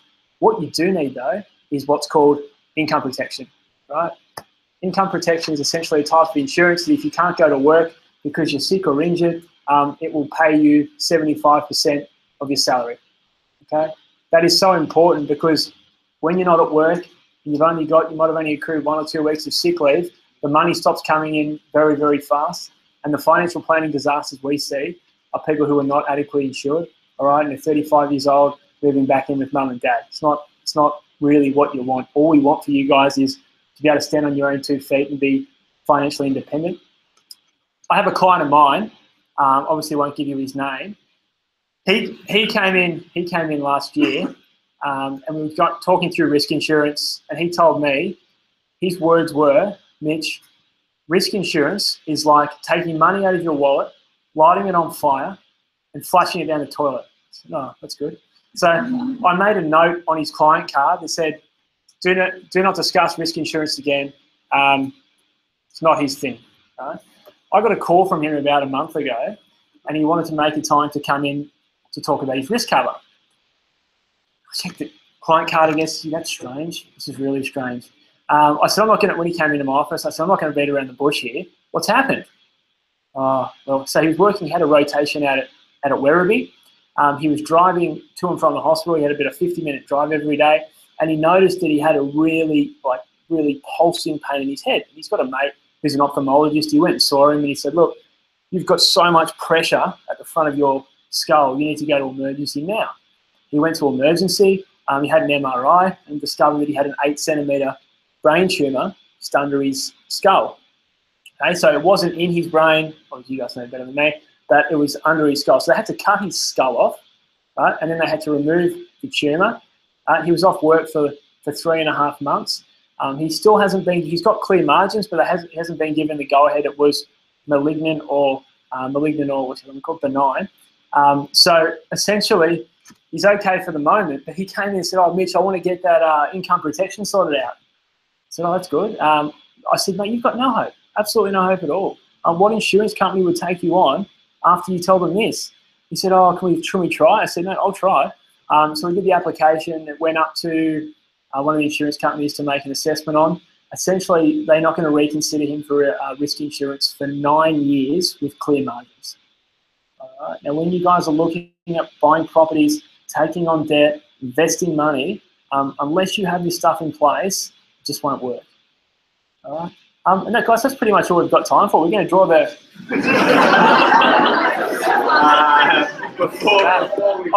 actually, hold on. Sorry.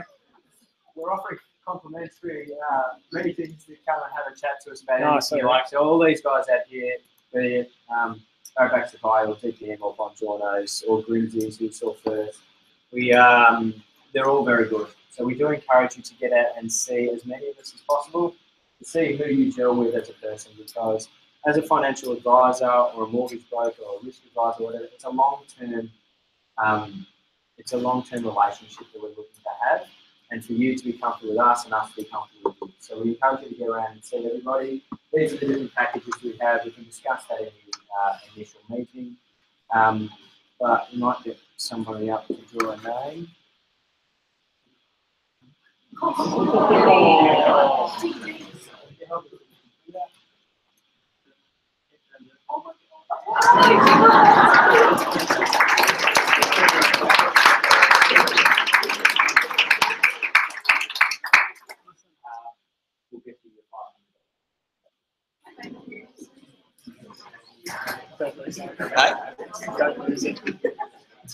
All right, guys. Thank you, guys. We're done. Thank you. Bye.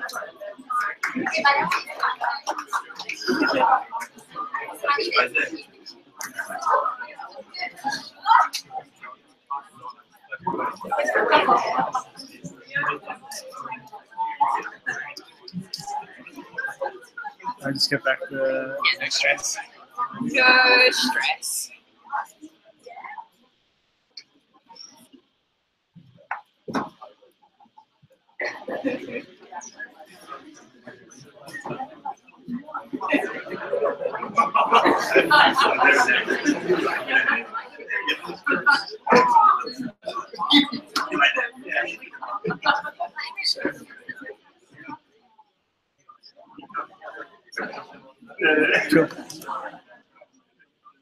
Thank you. Do I just? Sorry, technology just left. I just clicked there. Great. Hi guys. I'm going to be nice and quick because I'm getting old and it's kind of late for me now. Does anyone not know who BOQ Specialist is? I spoke to a few of you out there. I don't know how we've managed to miss you over the last couple of years, but I got a slide. So for those of you who don't know, we're a private bank, so we're owned by the Bank of Queensland, but we operate very, very separately to them. So please don't go walking into a Bank of Queensland branch and asking about anything I tell you tonight, because it will confuse the hell out of them. Essentially what we are is we're the private banking arm, then we only work with doctors and dentists. So all of our products are super, super niche and designed to help you guys from now to when you're in your internship, all the way through to when you specialise and what you're planning on doing. And this is my lovely colleague Lani, who thought we should draw the prize. So essentially we provide everything that every other bank can do. We just like to think that we do it a little bit better, quietly. So here's a few facts about who we are and what we do. That one in the bottom left-hand corner is probably pretty important for those of you who don't know who we are. So basically for you guys when you're graduating, nationally we're the primary bank for 1 in 3 graduates from medicine and dental. In Victoria and Tasmania, we're actually 1 in 2 because my team's pretty amazing. But that's who we are. So if you don't know, you should probably come and speak to us. What I'm going to talk through with you guys today is the title on the little spreadsheet is how to make the most of your banking relationship, which is just thrilling for us all. So what we're going to talk about though is essentially different things that are going to come up for you guys in the next 6 to 12 months and the different types of products that we have designed to help you over the next 6 to 12 months. And we'll go through a couple of case studies around how we've helped graduates like yourselves over the last couple of years and common situations that we come up. So these are the 3 conversations I find myself having multiple times a day. So you guys had a few accounting firms in here earlier, so I'm hoping they kind of gave you the whole spiel about salary packaging. So what we do is we can't give you any advice around salary packaging because we're a bank. We give you the product to be able to do what your accountant tells you to do, yeah? So we'll walk through the products that we have structured to help with that. For any of you that are going to be located rurally or in outer metro areas and you need a car to get to work, we can help you with that. And of course, we also do lending for residential home loans and that kind of thing. So we'll talk through that a little bit, as well as I speak to a lot of people who really just want to take holiday before they start their internship, and I can't really blame you. I'd like to take holiday as well. So we'll walk through really similar stuff. The product that we have designed for you guys now kind of helps with all of that kind of stuff anyway. So, okie dokie. So this is a really high level overview of what we set up for a lot of you now. If we start on the right hand side of the screen, and please feel free to jump in and ask any questions, yeah? Do many of you, have any of you used a credit card before? Yeah, nah. Okay, cool. That's pretty much standard. That's okay. Basically, from what I found with myself as well when I have this conversation with people, I think all of our parents when we were younger really drummed into us that credit cards are really bad news. Because when I started working at a bank as well, I was like, I will never use a credit card. And I was like, I slowly came around to it. So credit cards are really good for things such as earning Qantas points, Velocity points, so you can get free flights to Sydney or whatever. Travel insurance, you can get extended warranties on stuff when you're buying like fridges and things for your house, all of that kind of thing. What they're really, really bad for is that they're the most expensive type of debt that you could possibly ever have. So you never want to have an outstanding balance on a credit card. It's bad news. So what we do for a lot of our clients is it's actually a platinum credit card. So I'm assuming most of you probably bank with a major bank at the moment as well. Probably need to relook at that. Everyone's been with a major since they were like 2 years old, so they don't really need to give you any benefits because you're not going anywhere. So they just kind of give you things, but not really anything of worth. So just to compare, if any of you have used a credit card, if you get like a fee-free credit card from a major bank or something like that, it's literally just a piece of plastic. You're not getting points, you're not getting travel insurance, you're getting nothing. It's literally just, you can use a credit card. We won't charge you a fee, but it's literally just a credit card. So the good thing about having a platinum credit card is you get those extra added advantages, which is kind of the whole point of using a credit card. So usually when you're getting like a platinum credit card or a signature credit card or any of them that have that kind of fancy name, they generally have a fee associated with them.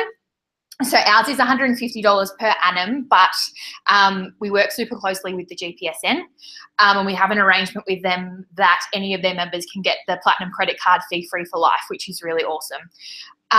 You probably all would have signed up with the GPSN in your first year. If you haven't, it's a free membership anyway. So we send you the link and then you can join and then you get it for free.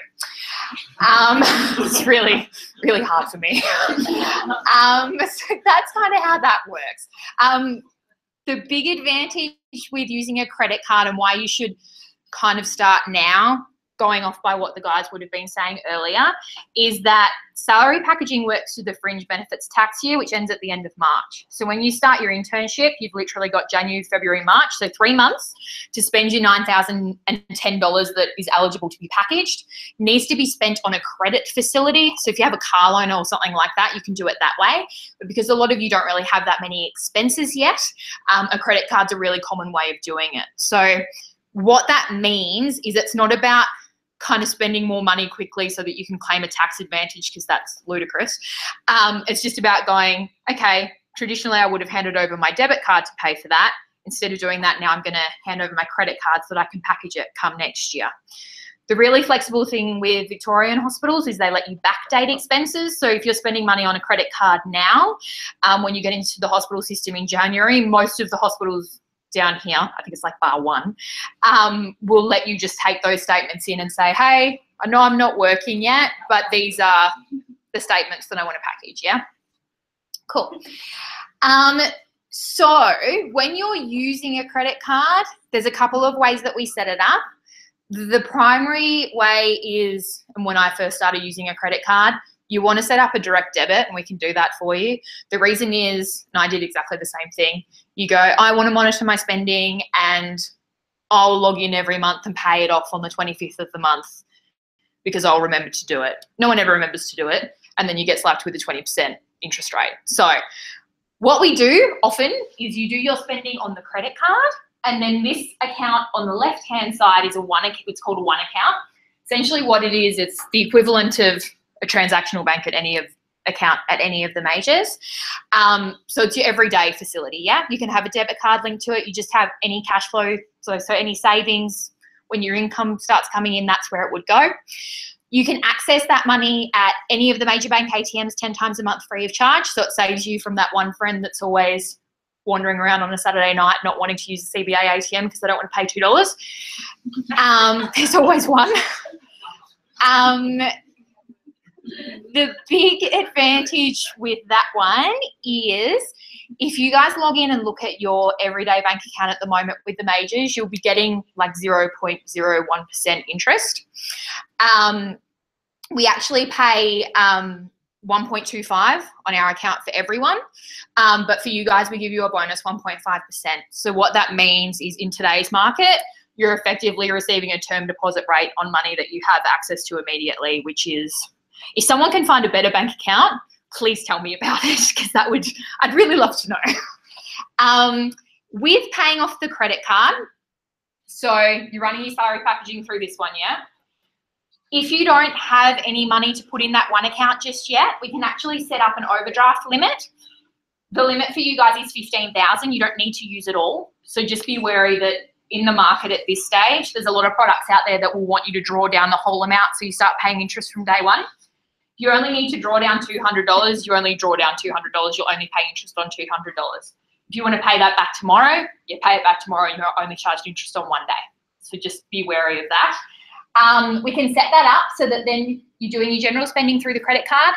You're paying off using either what money's in your one account, or we can draw into the overdraft to pay it off because it's much, much cheaper. And that's the most effective way that we do salary packaging. Questions?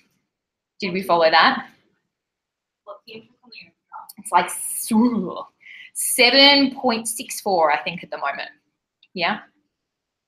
That's how it works. You don't actually need to start paying that one off until July next year either. So if you haven't got any cash flow yet, which a lot of you won't, you can wait for 6 months.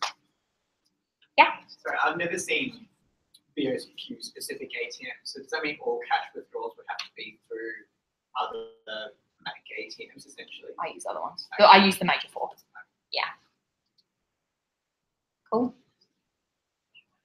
Next one. Okay, so that's what we do. That's kind of the two case studies, yeah? So you got salary packaging there. If anyone wants to take a holiday before they go away, book your flights on the credit card, you get free travel insurance and points. Yeah? Cool. Does anyone need a car? Rural? Out of metro? It's nothing really exciting. It's kind of like, essentially, if you need one, come and speak to us. If you don't, you don't. What we do is so most banks, because we only work with doctors and dentists and we know where you guys are going to be working next year, we know what you're going to be earning. We know roughly how much overtime you're going to be working. It's a bit creepy how much we know. We can lend money for these types of things earlier than other banks can because the regulators like us because they know what we're doing and we know what we're doing. So basically, if you need a car loan and you need one soon, you can actually go speak to Lani outside who can give you an approval right now. I know, right? Up to $30,000. It's a bit scary. The way that it works is you actually don't need to make any repayments for the first 3 months. So it gives you time. So if you get it in October, you've got November, December, January, you already got your cash flow coming in. That's when you start making your repayments. So we're very wary of making sure that you're actually got income before you have to start paying off a loan because that would be a bit scary for a lot of people. There's no documentation fees at all if you need one now, which is always helpful. And they're really flexible with car loans. Interesting. You kind of need to know what you're buying and how much you want to spend and how long you're going to have it for, and then people can tell you what your repayments are going to be like. So if anyone needs one of these, feel free to let us know. We'll be outside afterwards, and Lani can have a look at it for you. The other thing is, so rural placements. If anyone is going rural and they want to buy a property, again, similar situation. You need to legally be working before any bank can give you a residential loan. We can, however, do it very early on for you. So pretty much as soon as you've got your first pay slip, we can lend. And we actually lend all the way up to 100% on your first home, which means you only have to cover the stamp duty and the costs to get into it, which in Victoria now, if you're a first home buyer and you're buying for under 600 is nothing anyway. So you can buy a home and not have any savings, which is a bit scary. But have it, like, if that is something you're interested in, have a think about it. We can sit down and go through some cash flow projections. We know what's going to be happening with your income, so we can generally tell you whether we're comfortable with it or not. And that's kind of what we do. Any questions at all? It's a really high-level overview. And that definitely did not take 15 minutes. All right, we're going to draw the $100. Did anyone not enter? Let me see if she's still not confident. Bonnie.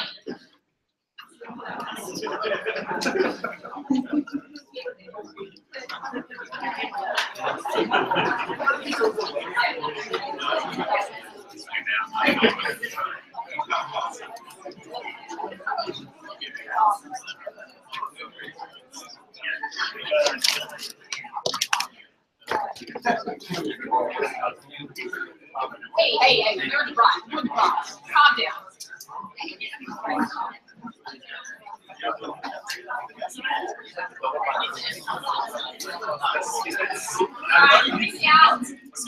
Hey, there's one more. This is way more important than that.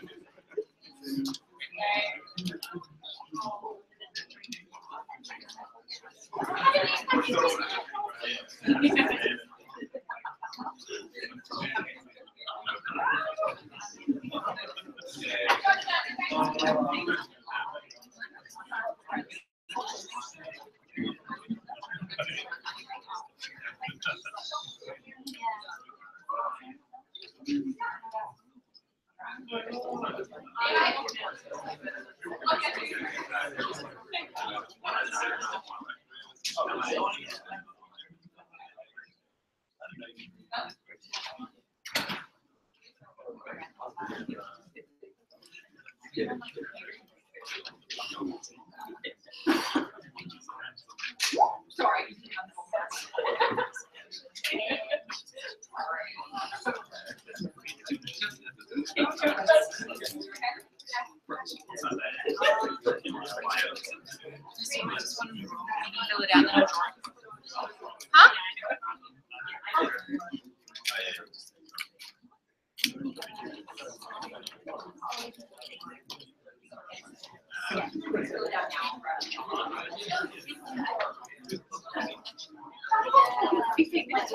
Yeah. Was I really? Just start. You to start? Yeah. All right. Cool. Cool. Hey guys, are we all still awake after all these talks? I'm David from MIGA, Medical Indemnity Insurance. A little bit about us. We've been around since 1899 as a doctor association. In the 90s, all the MDOs sort of morphed into insurance companies. What we've done at MIGA to differentiate ourselves from our competition is we've gone down the path of having the strongest policy that we can offer in the market. So a couple of examples of that is not all the insurers cover you to respond to threatening patients. So we've got 200,000. We've also got the largest limit, 200,000 in our legal expenses to take out AVOs and that sort of thing. So if you're going to be free with insurers, you might as well be with us, where we have the strongest policy. We also have the best position for legal expenses for things like bullying cases, disputes with hospitals and government authorities. I'm going to talk a little bit today about your health and a little bit about what we do. So I'll flick through some of these. This is probably a good slide to talk about this part. Does anyone know how the hospital insurance works? Wouldn't have thought so at this stage. What actually happens in Victoria is the hospitals in Victoria take out insurance with a company called VMIA to protect the hospital for your actions. So they're not taking out a policy for you guys. In most cases, they'll pay if there's a claim. But if there's anything that affects you that's not a claim, you're kind of on your own if you don't have your own medical indemnity insurance. One example of that is if a doctor is accused by a patient who might be drug affected or whatever of indecently dealing with that patient, the hospital can't investigate and support at the same time. So probably the most common thing that happens to hospital doctors is complaints by patients to the medical board. If that happens to you, you don't want to be writing your own statement. That sort of thing is probably one of the more common things that we get. So there's a little bit about on here that what we cover. Coronial inquiries, royal commissions, employment matters, disputes with your hospital, that sort of thing.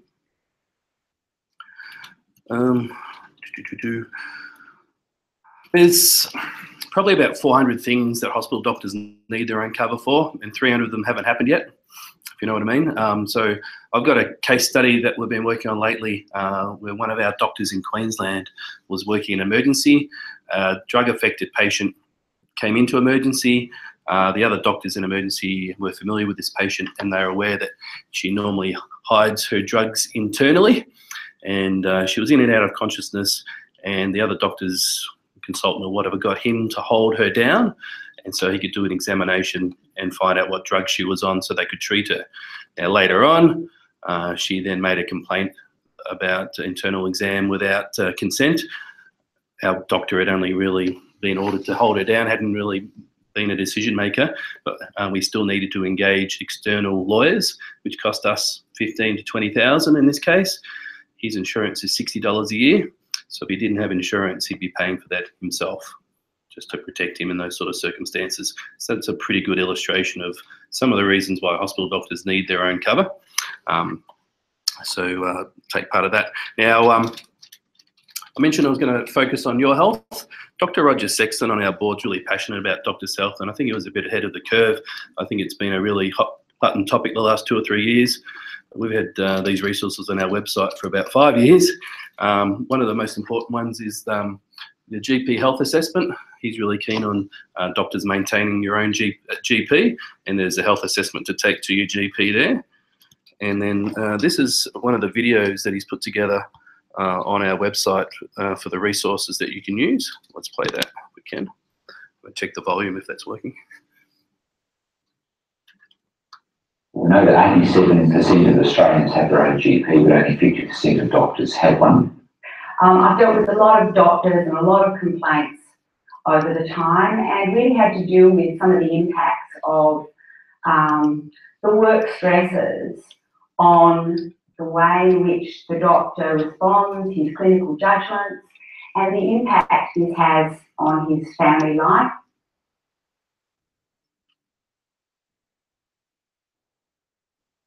I feel for my fellow colleagues. They're struggling. There should be easy access to care if one has any health problems, even developing acute problems. I don't know what to do if I or a family member falls sick. Well, confidentiality is a big issue. It seems that, like, if you're a doctor with an illness, then it's news from the medical grapevine. That might be enough of that, guys. There's some really good resources. This one is about doctors falling back on alcohol.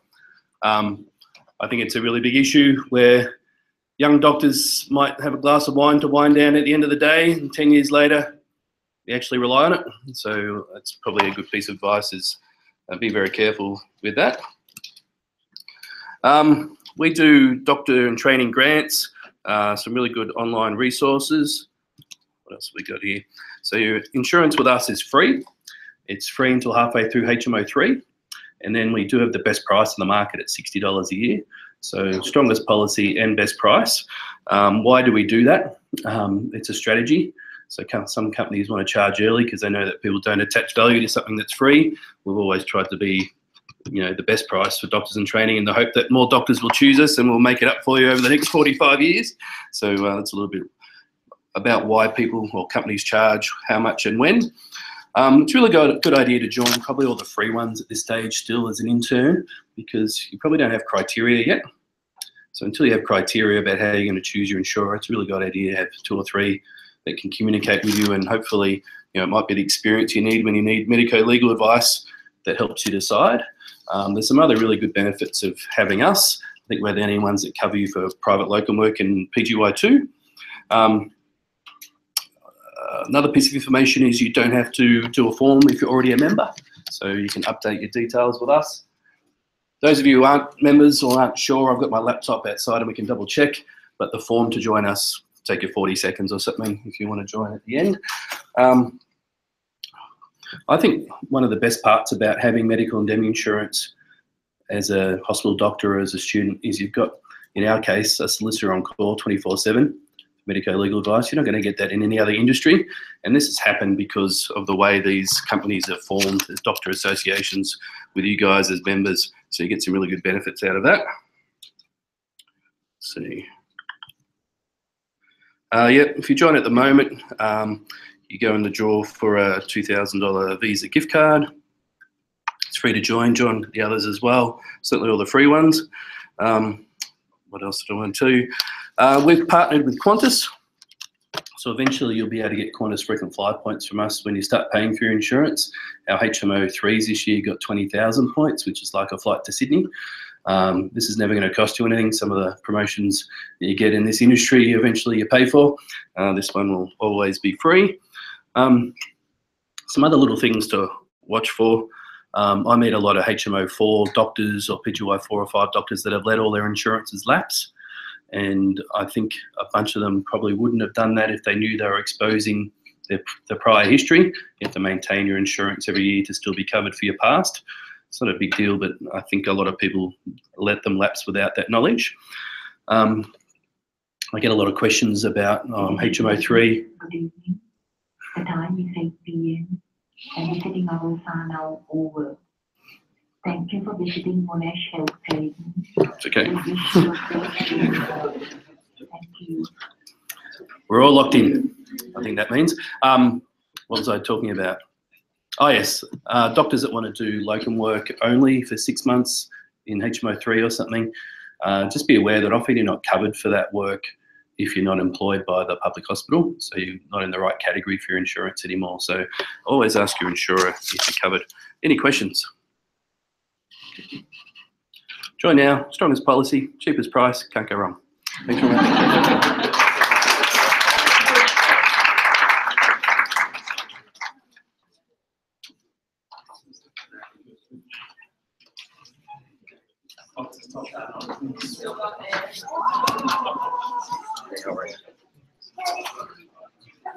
All right.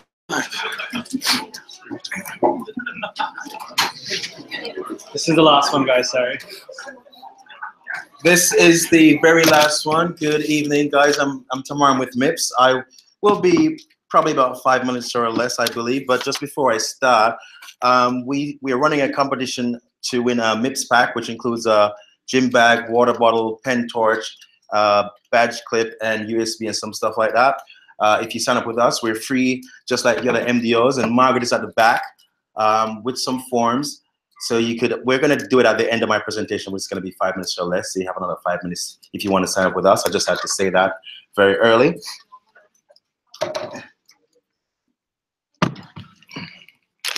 But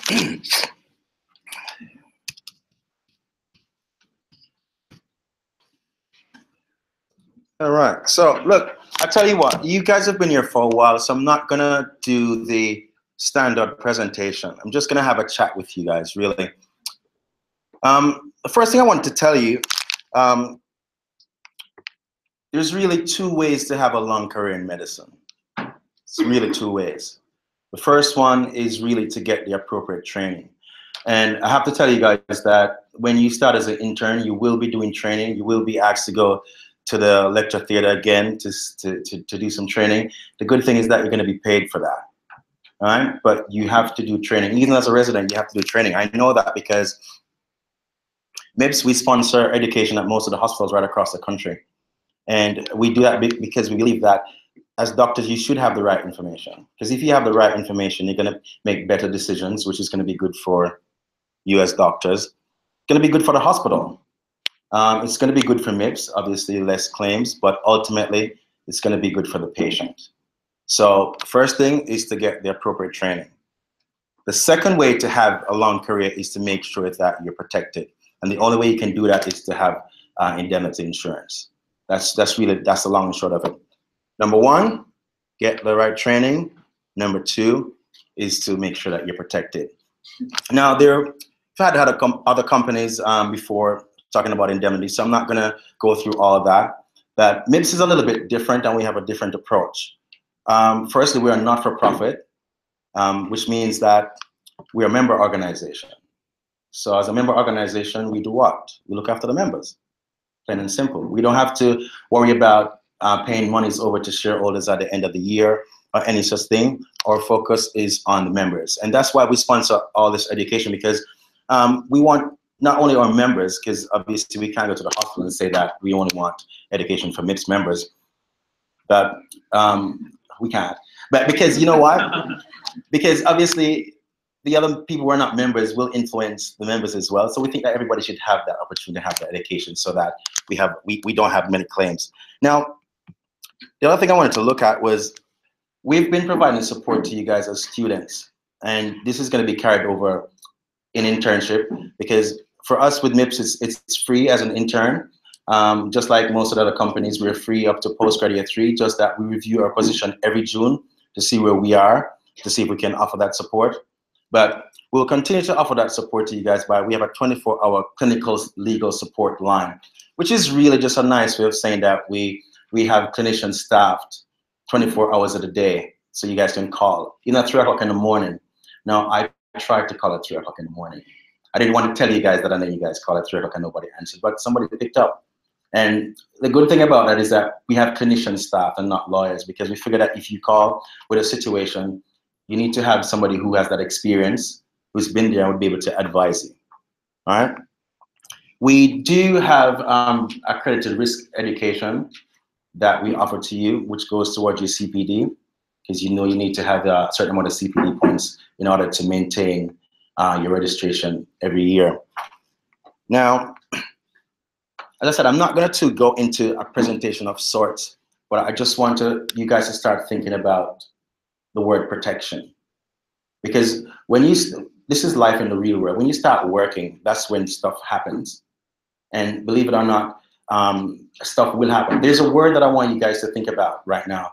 The word is called claim.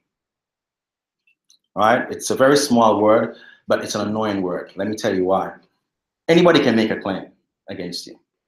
The annoying thing about a claim is that you have to defend yourself. 9 times out of 10, it's not true. But because it's not true, it's not going to go away. You have to defend yourself. And most times it's an investigation, and opera. Everybody knows about opera, right? I like to call them Big Brother. It comes into play. They're not known for speed when they're dealing with matters. They take a long time. And one of the things that you don't want to have a record with opera, because different reasons. One, is just not a good thing. Two, if you want to move to another hospital, one thing that they will look is to look at your record and see, okay, there was a claim made against you, whether or not it's true or not, but it's there. Now, when you have a claim made against you, you guys are doctors, you know, you think about medical stuff. You don't think about things to do with anything legal. That's not your forte. An indemnity company to stand up for you. Now, I have to point this out. I'm not sure if the other guys told you this, but you do get indemnity from the hospital, right? That's your first port of call. But there are times when there's a conflict of interest and that indemnity does not cover you, especially if there's a claim made against you, right? So you have to also remember that. Now, if there's even a case with the coroners where you're, let's say there's an investigation of a suspicious death and your evidence is a little bit different from the hospital's position, you would need to have your own indemnity provided there.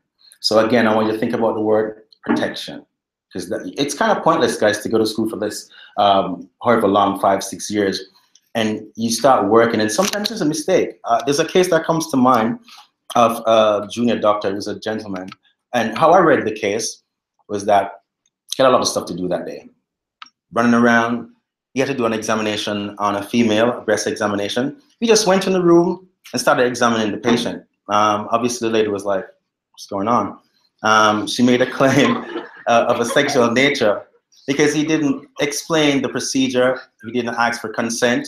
And again, it could just be a busy day and he was just running around. Now, again, it was a claim, had to be defended because it was just his word against hers. Luckily, he had MIPS, and the case went to court, and I think the legal fees were about a little bit north of $40,000.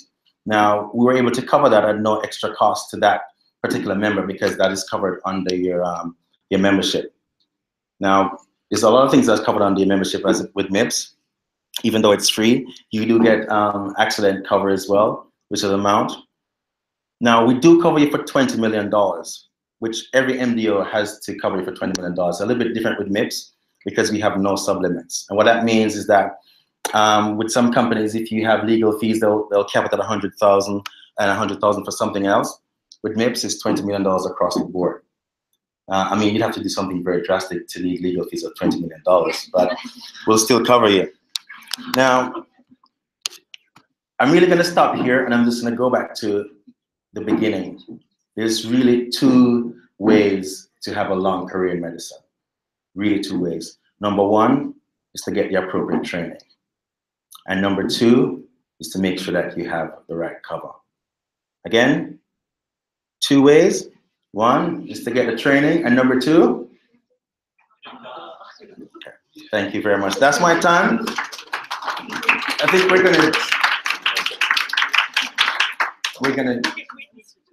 get Whitney to draw our MIPS pack.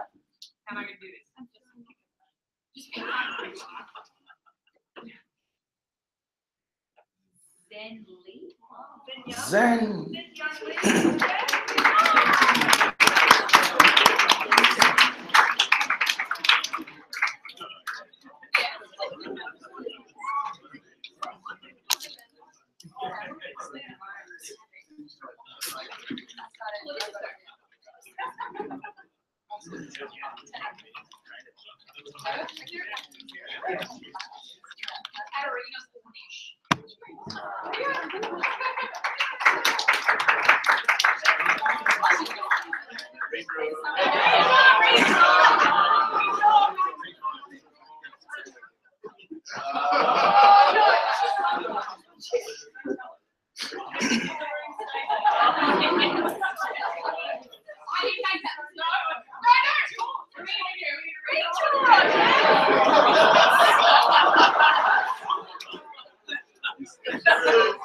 Then tell me that Zen one again.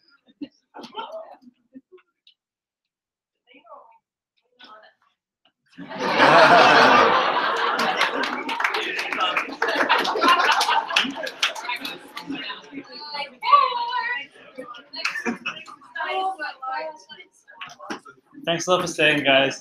There's sponsors still outside if you want to still chat to them, but thanks for coming. Yeah. Oh, no. Thanks a lot for coming. Great talk. The students still didn't hear anything. Yeah, for sure. Yeah, look, I didn't think I needed to go along. Everybody was already along with them, so yeah. All right. Thanks, man. Bye, everyone from home. Thank you guys.